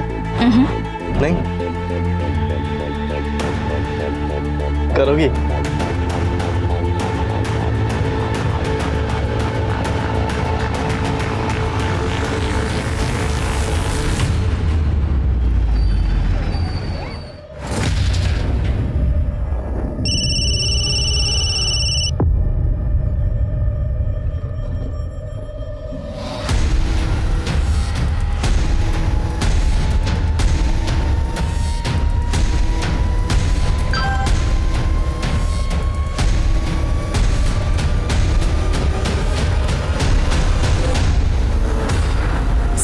अरे हाँ अर्जुन अर्जुन प्लीज नहीं अर्जुन प्लीज मत मारो और मारो ये बड़ी नहीं रवि नहीं मैं पढ़ी लिखी नहीं हूँ इसलिए देख रही हूँ ना मेरी क्या हालत है और तुम्हें पढ़ाई लिखाई करने के लिए भेजा और पढ़ाई छोड़कर तू इसे मिल रही है। माँ मैं अपने हाथ जोड़ती हूँ प्लीज आसिफ को छोड़ दो मैं इससे कभी नहीं मिलूंगी माँ। उठ और वादा कर कि फिर कभी इस लड़के से नहीं मिलेगी। अर्जुन बस आसिफ प्लीज वापस बताना मेरी बेटी से दूर रहना तुम। चल सुन वापस इधर दिखा ना तो इधर ही गाड़ूंगा समझा। चल चल अंदर।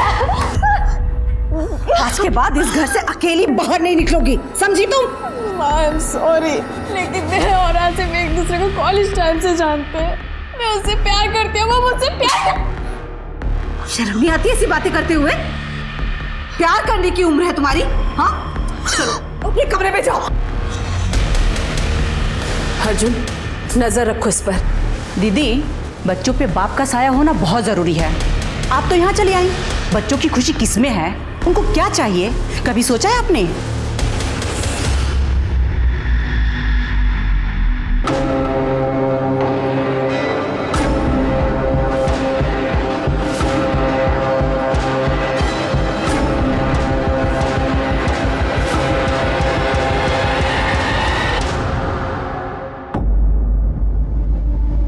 ये आज के लिए मैंने जो बोला था वही लाए तुम। बिल्कुल वही है देख लो। हाँ ये तो वही मॉडल है जो मैंने बोला था। आई लव यू।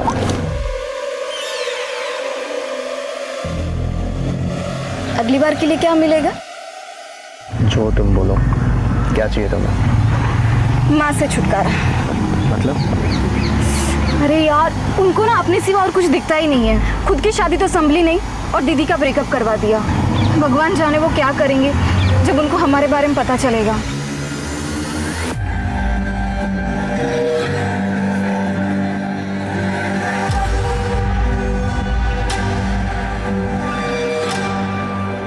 ये रोज रोज ही ऐसा करता है।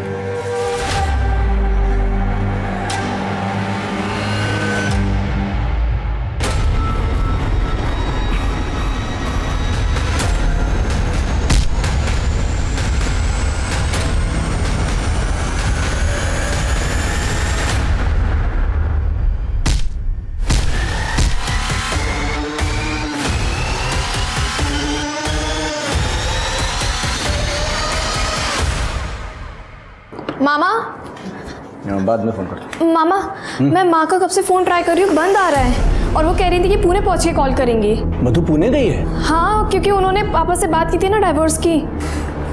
कम से कम मुझे तो बताना चाहिए था। तूने पापा को फोन किया? उन्हें भी किया पर उनका भी बंद आ रहा है। अरे मधु का फोन बंद हो गया होगा बैटरी गई होगी। मामा आप ट्राई चिंता मत कीजिए। कर मधु ठीक होगी तू जा।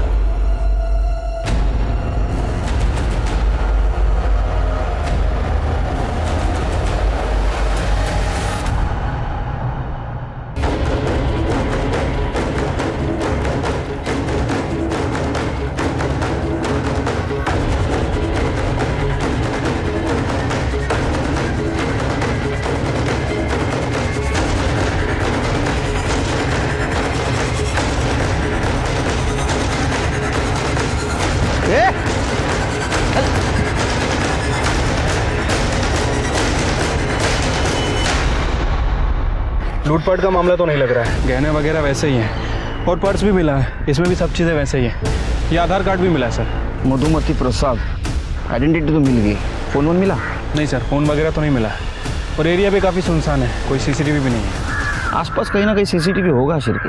फुटेज कलेक्ट करो क्योंकि ये रहती थी विमान नगर में और इसकी बॉडी मिली है कातरज में। पैदल तो नहीं आई होगी। सीसीटीवी में ज़रूर कुछ ना कुछ मिलेगा। और ये आधार नंबर से कोई मोबाइल नंबर या अकाउंट नंबर लिंक करके पता करो। ठीक है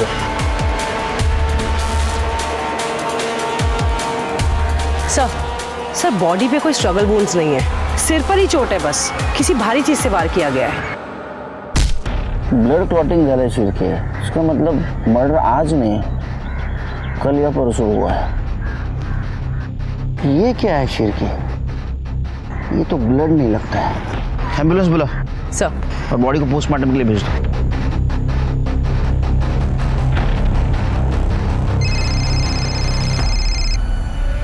हेलो संतोष, मधु कहाँ है? वो तुझसे मिलने ही आ रही थी पुणे, उसका फोन बंद आ रहा है। तूने उससे फिर मारा तो नहीं? अरे भाग गई होगी अपने किसी यार के साथ, इधर नहीं आई और नहीं मुझे कुछ बताया उसने।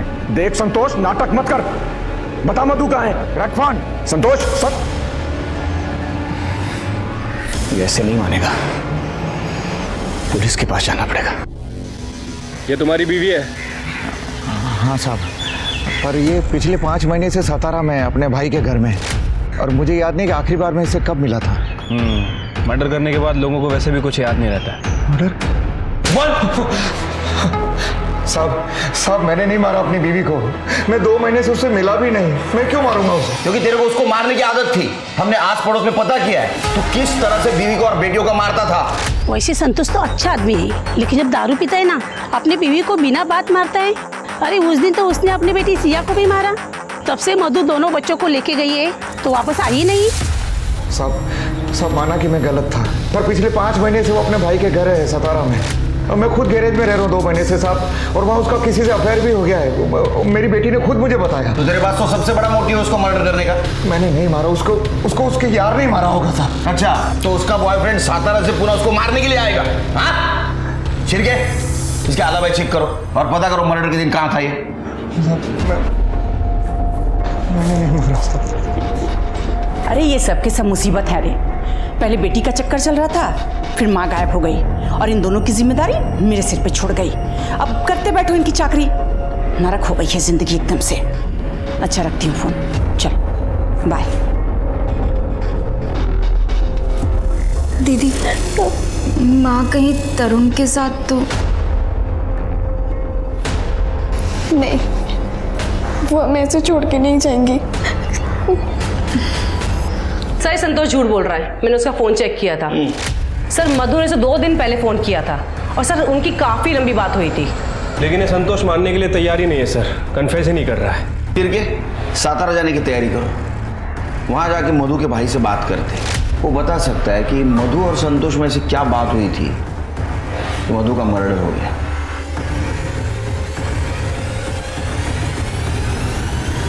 सर ये मेरी बहन मधु है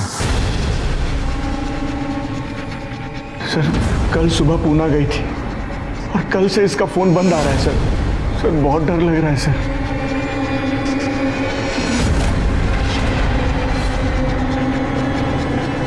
ठीक है, थोड़ी देर आप बाहर रुकिए। सर पुणे पुलिस आई है। ठीक है, पाठो देना। हाय। अरे केळकर कैसा आए? मस्त मस्त है। By the way PSI Gokhale sir. Deepak Gokhale. PSI Sachin Shirke. Hello sir. Hello. My right hand. Hello. Tripti my left hand. Hello. एकदम सही टाइम पे आया हो। मधुमती प्रसाद का भाई आया था अपनी बहन की मिसिंग कंप्लेंट लिखवाने के लिए, उसे बाहर बिठाया, शायद तुम कुछ तहकीकात कर सको।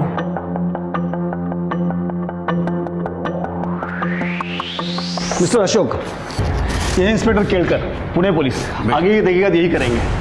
गोहित केळकर, काय मदत लागली तर कळे तुमच्यासोबत असतील। Good luck. क्या हुआ सर? आपको मधु के बारे में कैसे पता? हमें आपकी बहन मधु की लाश मिली।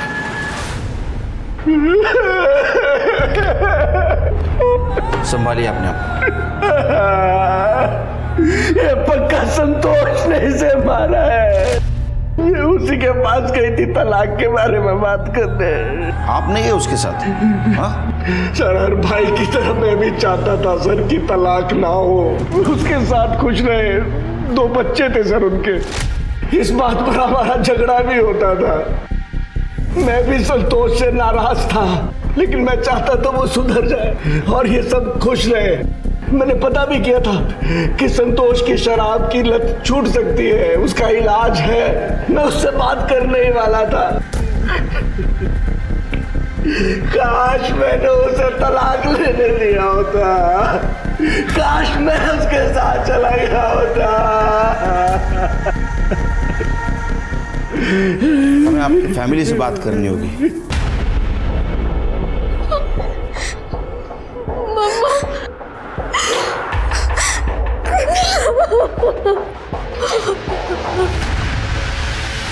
संतोष ने बताया मधु का किसी के साथ अफेयर चल रहा था। आप लोगों को पता है किसके साथ चल रहा था? क्या झूठ बोल रहा है वो कमीना? नहीं मामा, पापा को मैंने ही बताया था कि मम्मी का तरुण के साथ अफेयर चल रहा है। कौन तरुण? हमारा पड़ोसी है तरुण माने।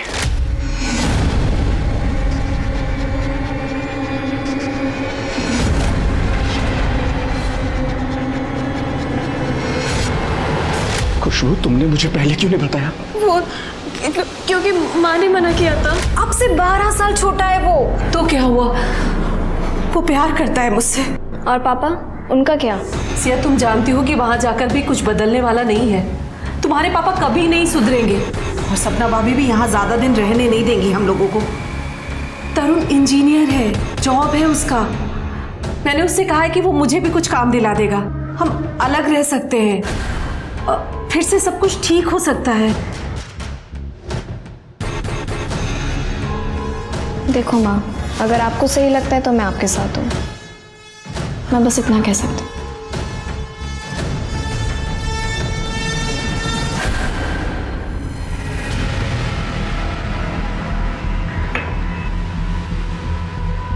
तरुण माने तू है? मैं हूँ। क्या हुआ सर? चल पुलिस स्टेशन। सर क्यों, क्या हुआ? तूने मधु का मर्डर किया, समझा? क्या कुछ भी बोल रहे हो? मैं मधु को क्यों मारूंगा? चल। सर, आपको कुछ गलत फहमी हुई है, ये ऐसा नहीं कर सकता। आप कौन है? बाइको। इसका अफेयर चल रहा था मधु के साथ, पता है आपको? हो सर, मुझे भी कुछ दिन पहले पता चला है। फोन चेक करो इसका। लॉक खोल। सर लॉक खोल। सर, मैं डहानू में रहती हूँ, टीचर हूँ मैं, और ये इंजीनियर। इसका अभी एक नया काम शुरू हुआ है, बिल्डिंग कंस्ट्रक्शन का, इसलिए वो यहाँ आया था कुछ महीनों से। हर सैटरडे संडे मुझसे मिलने आ जाता था, लेकिन पिछले कुछ हफ्तों से नहीं आ रहा था। तो मैंने सोचा जाकर मैं उसे सरप्राइज़ दूँ, इसलिए मैं यहाँ आ गई और मैंने देखा कि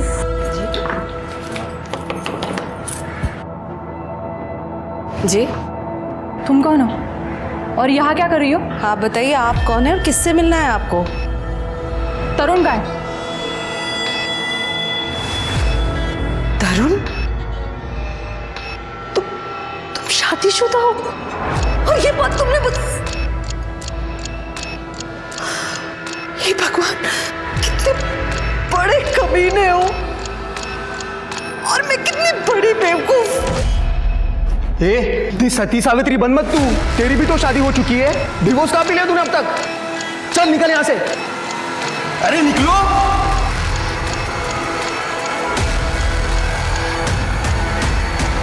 ये संडे की बात है ना? नहीं सर, सैटरडे की। सैटरडे की? और मधु का मर्डर हुआ था मंगलवार के दिन और आज है गुरुवार। सर, ये देखिए,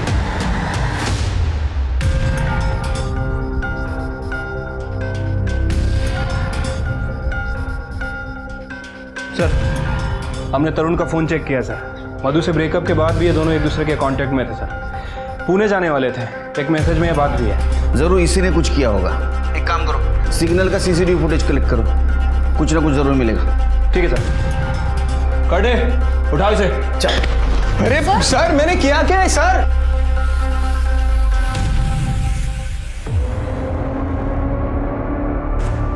मैं जानता हूं कि जो कुछ भी हुआ है बहुत बुरा हुआ है, लेकिन मैं तुमसे प्रॉमिस करता हूं जब तुम 18 साल की हो जाओगी तो मैं तुमसे शादी करूंगा।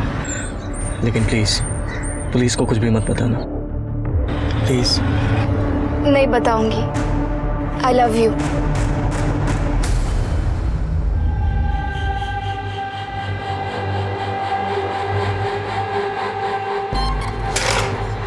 ए अर्जुन, हाथ मत लगा। अच्छा, हाथ नहीं लगाऊं? देख, तेरी माँ ने तुझे छूने से मना किया था तो उसका क्या हाल किया। अब ये सोच, तू मना करेगी तो तेरा क्या हाल करूंगा। अच्छा ऐसा है, तो ये सारी बात जाके मैं पुलिस को बता देती हूँ ना। अच्छा, तो तुम अपने लिए दूसरा घर भी ढूंढ लेना, और ये भी सोच लेना कि तुम दोनों जवान बहनें अकेली सड़क पे रहते हुए कैसी नजर आओगी।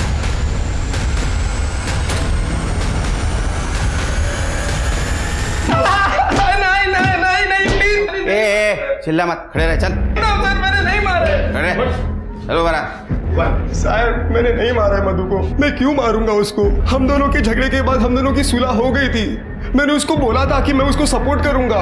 मैं शादीशुदा होने के बाद भी मैंने मधु से वादा किया था कि मैं उससे शादी करूंगा। मैं सच में उससे बहुत प्यार करता था सर। आप ठीक तो है?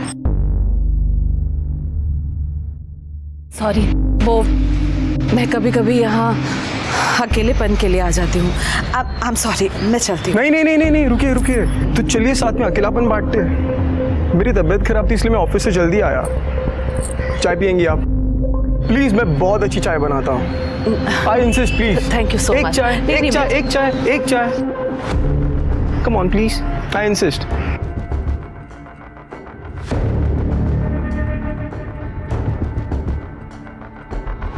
पति से कोई उम्मीद नहीं है, भाई के घर ज्यादा रही तो उसका घर टूट जाएगा। कभी कभी जी करता है जाकर कहीं मर जाऊं मैं। करूं तो क्या करूं मैं? ऐसा नहीं कहते। मैं हूं तुम्हारे साथ, मैं करूंगा तुम्हारी मदद। प्लीज रोना मत। तूने एक दुखी औरत का घर पौधा लेके उसको मार दिया। नहीं, मैंने नहीं मारा है उसको सर। सर, जब हमारी बात उसे पता चली तब मैंने उसे माफी भी मांगी। मैंने ही कहा उसे कि जाके अपने पति से डिवोर्स ले ले, मैं करूंगा उससे शादी। तो सर मैं उसको क्यों मारूं? मर्डर वाले दिन तुम दोनों पुणे में क्या कर रहे थे? सीसीटीवी में दिखे हो तुम सातारा चौक में। सर मैं पुणे क्यों जाऊंगा? मैं अपने काम से जा रहा था, उसको रास्ते में ड्रॉप कर दिया सर। फिर मैं निकल गया अपने काम के लिए। मैं सर क्यों पुणे जाऊं? तुला फार सोपं वाटतंय ना सगळं? हाँ शिर्के, इसको पुणे लेके चलो ट्रीटमेंट के लिए, बराबर बात करेगा। मधु की पोस्टमार्टम रिपोर्ट से पता चला कि उसके सर पर जिस हथियार से वार किया गया था उस पर इंजन ऑयल के ट्रेसेस थे और मधु का पति संतोष गैराज चलाता था। संतोष इस केस में बहुत बड़ा सस्पेक्ट था, पर पुलिस को बाद में मधु के अफेयर के बारे में पता चला। मधु अपने से काफी छोटी उम्र और शादीशुदा लड़के तरुण के साथ रिलेशनशिप में थी और मौत के वक्त तरुण उसके साथ था। वो भी उस वक्त पुणे जा रहा था और तरुण इस केस का प्राइम सस्पेक्ट बन गया, पर कोर्ट में हार्ड एविडेंस ना होने की वजह से वो रिहा हो गया। वैसे मुझे वैनी का फोन आया था, बोल रही थी कि उनकी कोई कजिन सिस्टर है शादी के लिए। मेरी हालत देख रहा है ना, बिल्कुल नहीं करनी है, बिल्कुल नहीं। सर ये देखिए सर, मधुमती प्रसाद की बेटी सिया का वीडियो सर ये वीडियो सतारा से अपलोड हुआ है सर, अर्जुन ने से अपलोड किया है।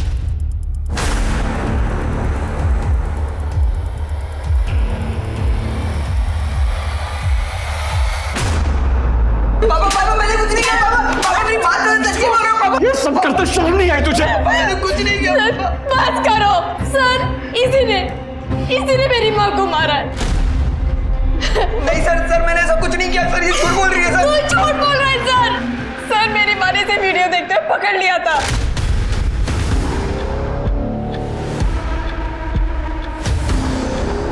अर्जुन क्या है? और जब मैंने ये बात मामा और मामी को बताई तो इन लोगों ने कुछ नहीं किया। बुआ सॉरी बुआ। चुप कर भाभी, देखिए क्या किया इसने। सिया के वीडियोस निकाले हैं। क्या? देखिए आप।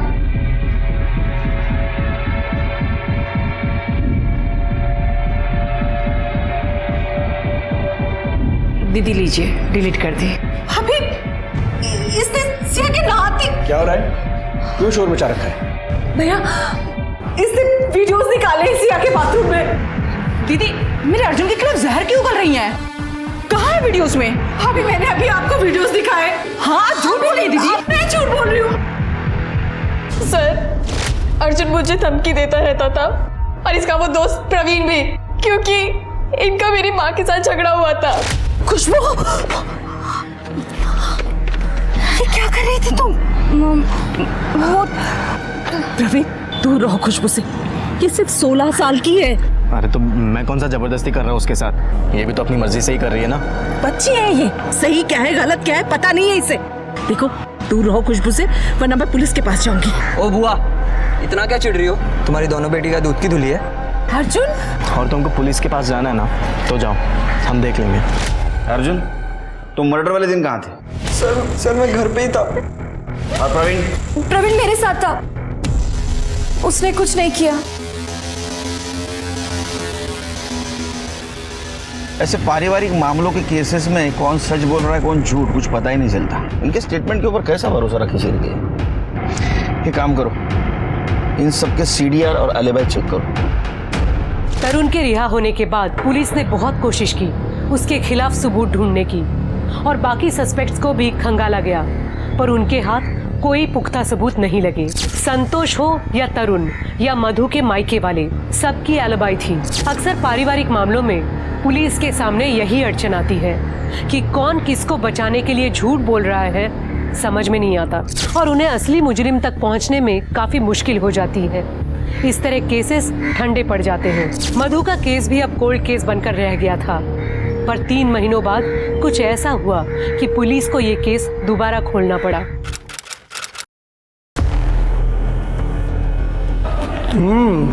खाना बहुत अच्छा बना है। थैंक यू, माँ ने सिखाया था। खुशबू,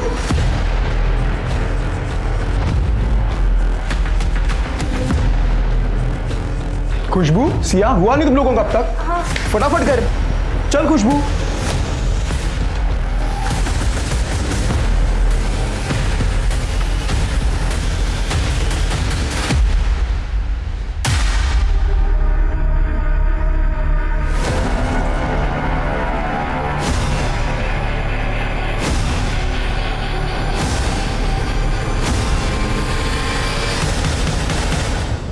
सर, कल से मेरी बहन की दोनों बच्चियां मिल नहीं रही हैं।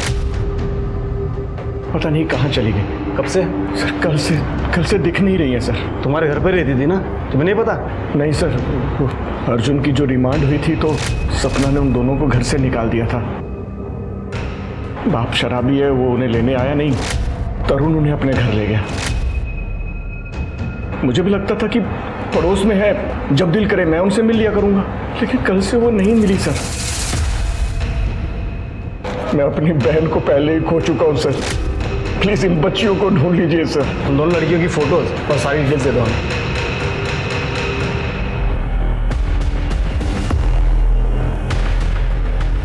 ये लड़कियां जानी पहचानी से लगती है।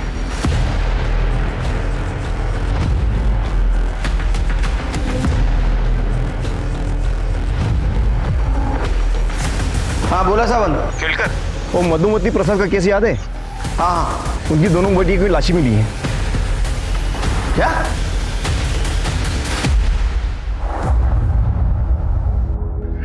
खुशबू, श्रिया, सब ये तुम दोनों की वजह से हुआ। ना तुम इन्हें घर से निकालती और ना ये तरुण के पास जाते।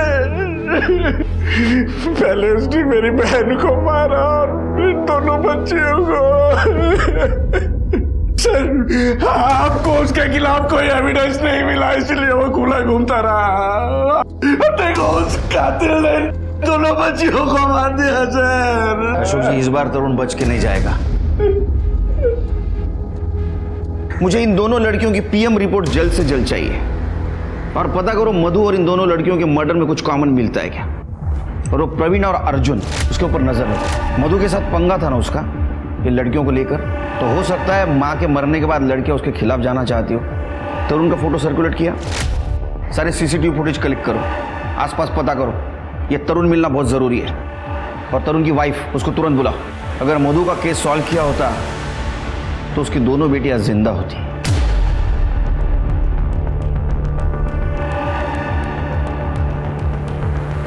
सर, तरुण कहाँ गया होगा ये तो पता नहीं, लेकिन हाँ सर, 2 दिन पहले तरुण का प्रवीण और अर्जुन के साथ बहुत बड़ा झगड़ा हुआ था।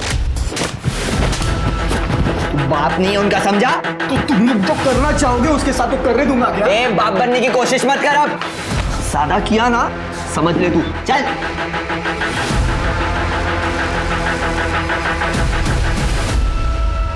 नहीं सर, अब हम दोनों साथ नहीं रहते। मैंने उसे डिवोर्स का नोटिस भेजा। उन दोनों लड़कियों को साथ लेके रहना चाहता था। माहित नाही कसलं बोडक्याचं गिल्ट होतं त्याला।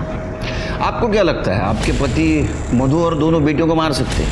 आता काय सांगू सर, मुझे तो ये भी नहीं लगा था कि वो मुझे चीट करेगा। ये घर के अलावा दूसरा कोई घर है जहाँ वो छुप सकता है? नहीं, बस हम दोनों का डहानू में घर है और वहाँ वो नहीं आया। डानू के घर का एड्रेस देना। एड्रेस क्या है? हम चेक करेंगे। सर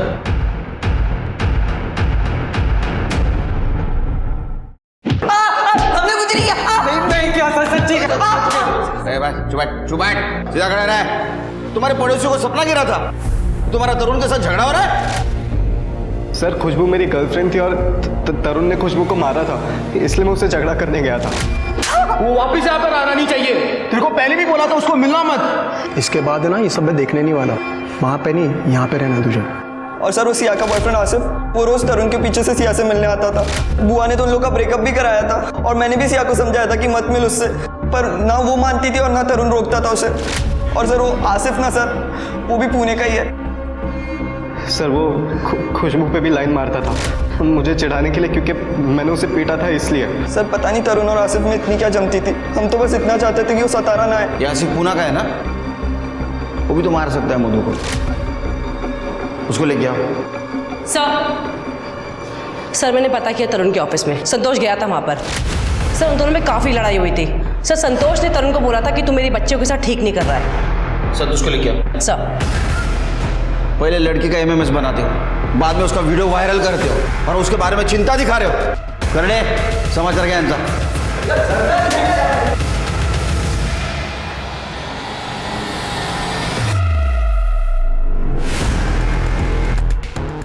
ये दोनों केसेस में तरुण सस्पेक्ट है। पिछली बार जो क्लू हमने मिस किया वही क्लू ये केस सॉल्व करेगा।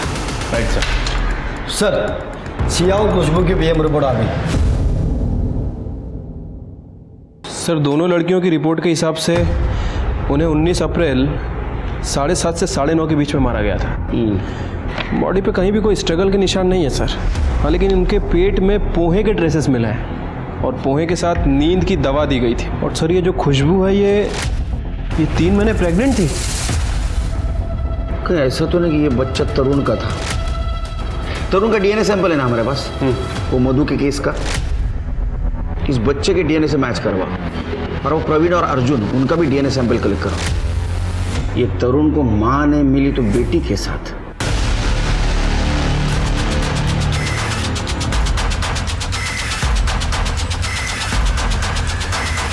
मुझे पता था कि मेरी भांजी प्रेग्नेंट है।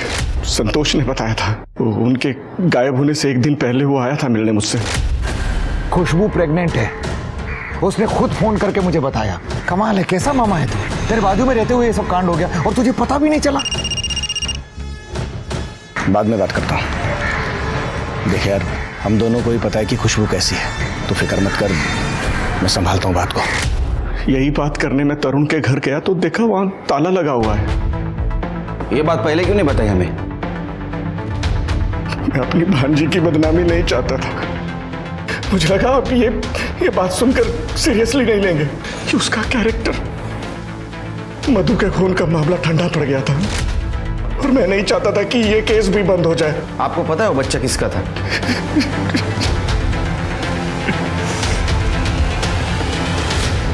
खुशबू प्रेग्नेंट थी, इससे कहीं नए मोटिव सामने आ रहे हैं। ये संतोष भी तो मार सकता है अपने बेटियों को। सर या फिर प्रवीण भी हो सकता है। सर हो सकता है कि उसको पता लग गया हो कि ये बच्चा तरुण का है। तरुण और लड़कियों का मोबाइल का कुछ पता चला? सर इन तीनों के फोन सतारा जंगल में स्विच ऑफ हुए थे, वो भी एक साथ। मुझे तो लगता है शेर के ये काम तरुण ने किया है। हेलो, ठीक है हमारा है सर। तरुण की बॉडी मिली है। क्या? तरुण का गायब होना, खुशबू और सिया की बॉडीज का इस तरह मिलना तरुण को फिर से कटघरे में लाकर खड़ा करने वाला था।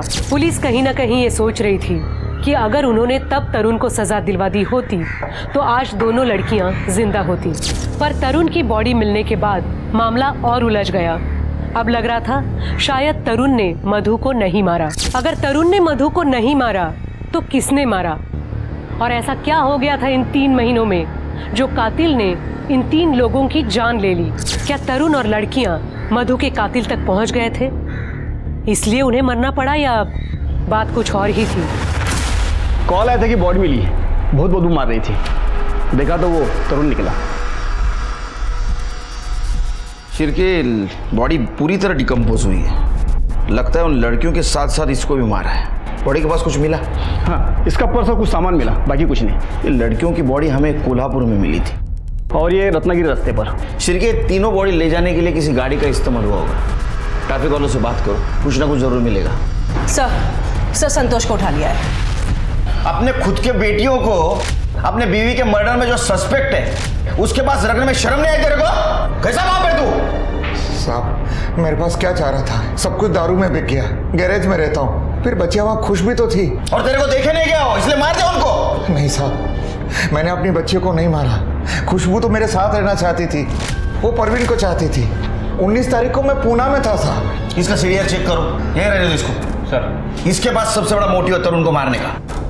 आसिफ का कुछ पता चला? सर उसे उठाने के लिए गए हैं।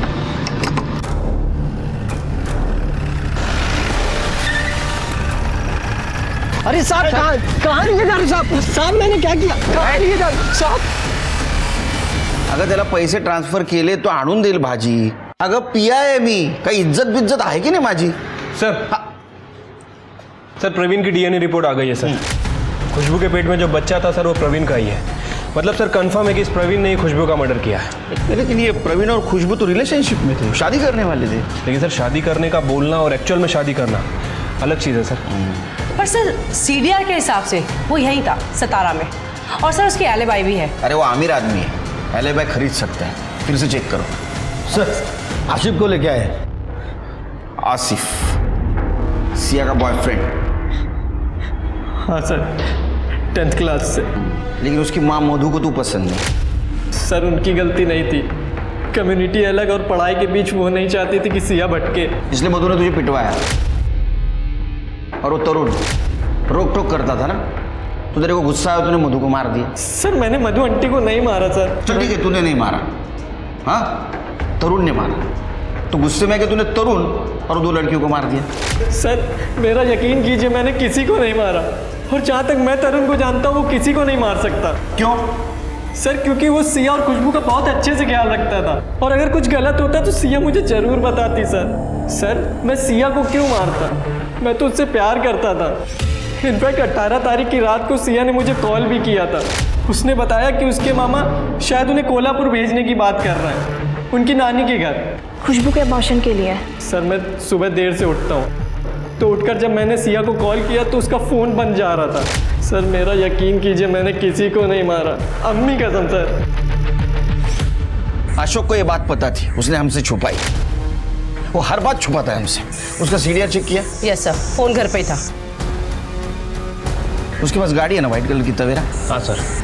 फॉरेंसिक बोलो चेक करने के लिए, कुछ ना कुछ जरूर मिलेगा।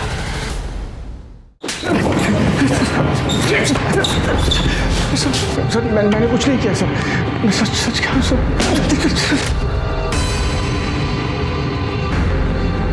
जब पोहा में दवा मिलाता है नींद की, लड़कियों को खिलाता है, उनका मर्डर करता है और बोलता मैंने कुछ नहीं किया। ये क्या है? हाँ ये क्या है? ये पोहा मिला है तेरे गाड़ी से। हाँ देख, तेरी गाड़ी कोल्हापुर और रत्नागिरी के टोल नाका पे मिली हमें, सीसीटीवी में भी देखा हमने। सच सच बता, तरुण खुशबू और सिया को क्यों मारा? जो ऐसा नहीं बताएगा घेर तो रपटा। तुम्हारी मत सर, मैं बताता हूँ सर, मैं बताता हूँ। मधु के मरने के बाद मैं थक गया था सर। खुशबू की हर जगह बदनामी हो रही थी। प्रवीण का बाप मेरा ठेकेदार था, तो मैं उसे कुछ भी नहीं बोल पा रहा था। और फिर जब वो दोनों तरुण के पास रहने लग गई तो मेरी तो नाक ही कट गई। और फिर उसकी प्रेगनेंसी का पता चला, तब मैंने सोच लिया कि अब बस। तरुण खुशबू सिर्फ 16 साल की है, बेहतर होगा उसका ऑपरेशन करवा दें। देखो, मेरी माँ का घर कोलापुर में है, उसे वहाँ ले जाएंगे। वहाँ मेरे चाचा हैं जो वैद्य हैं, वो सब संभालेंगे, किसी को कुछ पता नहीं लगेगा। अरे प्रवीण का बाप इन दोनों की शादी कभी नहीं होने देगा। और प्रवीण वो सिर्फ खुशबू के मजे मार रहा है, और ये बात खुशबू को बिल्कुल भी समझ नहीं आ रही। ठीक है, चलते फिर कल सुबह। अरे मैं वो आप लोगों के लिए नाश्ता लाया था, वो खिलाना ही भूल गया। लो खुशबू, तुम्हें तो पोहा बहुत पसंद है ना? ये लो।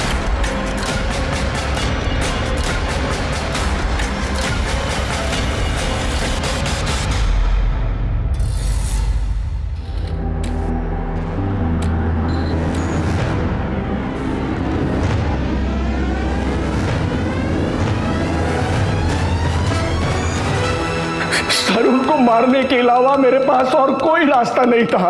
अरे रास्ता सबके पास होता है रे, सबको चाहिए शॉर्टकट। अब बता, मधु को क्यों मारा? हाँ, मधु को क्यों मारा? नहीं सर, नहीं, मधु को मैंने नहीं मारा सर, संतोष ने मारा होगा। सिर्फ ये सवाल अभी भी वही है कि ये मधु को किसने मारा। ये दोनों बेटियों के मर्डर के टाइम ये अशोक का फोन घर पे था, और मधु के मर्डर के टाइम भी उसका फोन घर पे था। हाँ सर। मधु के मर्डर के टाइम उसने किसी का कॉल रिसीव किया? नहीं सर, इसने 3 घंटे तक किसी का कॉल रिसीव नहीं किया था। शिरके, अशोक हमारे साथ गेम खेल रहा है, मर्डर इसी ने किया है। हमें सिर्फ सबूत चाहिए इसके खिलाफ। सीसीटीवी में कुछ मिला? नहीं सर। फिर से चेक करो। Okay sir.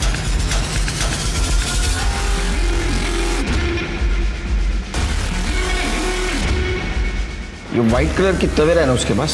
Sir common car है, और सर उसकी कार की नंबर प्लेट ये किसी से मैच नहीं हो रही। सर 1 मिनट सर, ये देखिए फास्ट टैग। गाड़ी की नंबर प्लेट कोई भी चेंज कर सकता है, फास्टैग का कोड नहीं। इन सारी गाड़ियों के फास्टैग की डिटेल्स निकालो।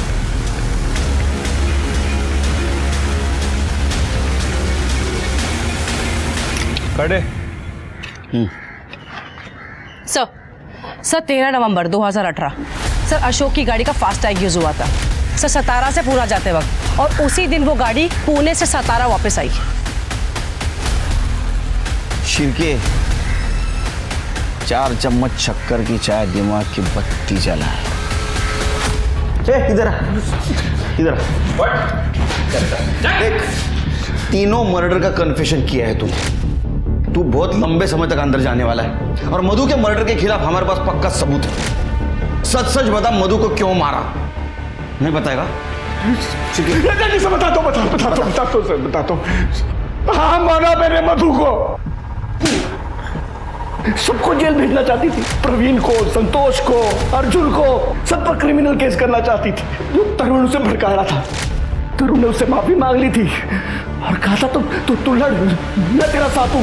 मधु रुको, मधु देखो मधु, तुम सही नहीं कर रही हो। सही तो मैंने आज तक नहीं किया भैया, ना अपने साथ ना अपनी बच्चियों के साथ। संतोष, अर्जुन, प्रवीण सब ने हमारा फायदा उठाया, और आपने भी कुछ किया नहीं, पर मैं अब करूंगी भैया। मधु, मैंने तुम्हें पनाह दी और तुम मेरे परिवार को बर्बाद करने पे तुली हो। अरे अर्जुन मेरा बेटा है, तुम्हारा भतीजा है, और सिया मेरी बेटी है और आपकी भांजी है।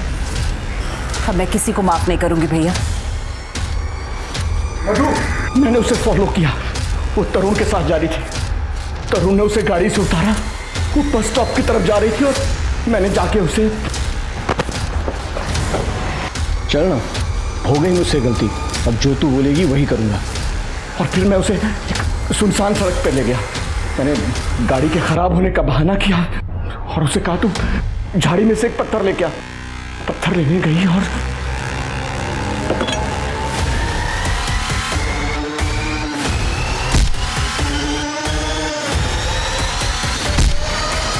तुझे क्या लगा 4 लोगों का मर्डर किया बच जाएगा? निकल जाए हमारे हाथ से।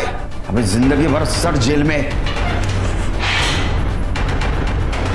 मधु की मौत के लगभग 5 महीने बाद उसका केस सॉल्व हुआ, वो भी उसकी बेटियों की मौत के बाद। अगर पुलिस ने तरुण की लाश बरामद ना की होती तो शायद सिया और खुशबू का केस भी कोल्ड केस की लिस्ट में शामिल हो जाता।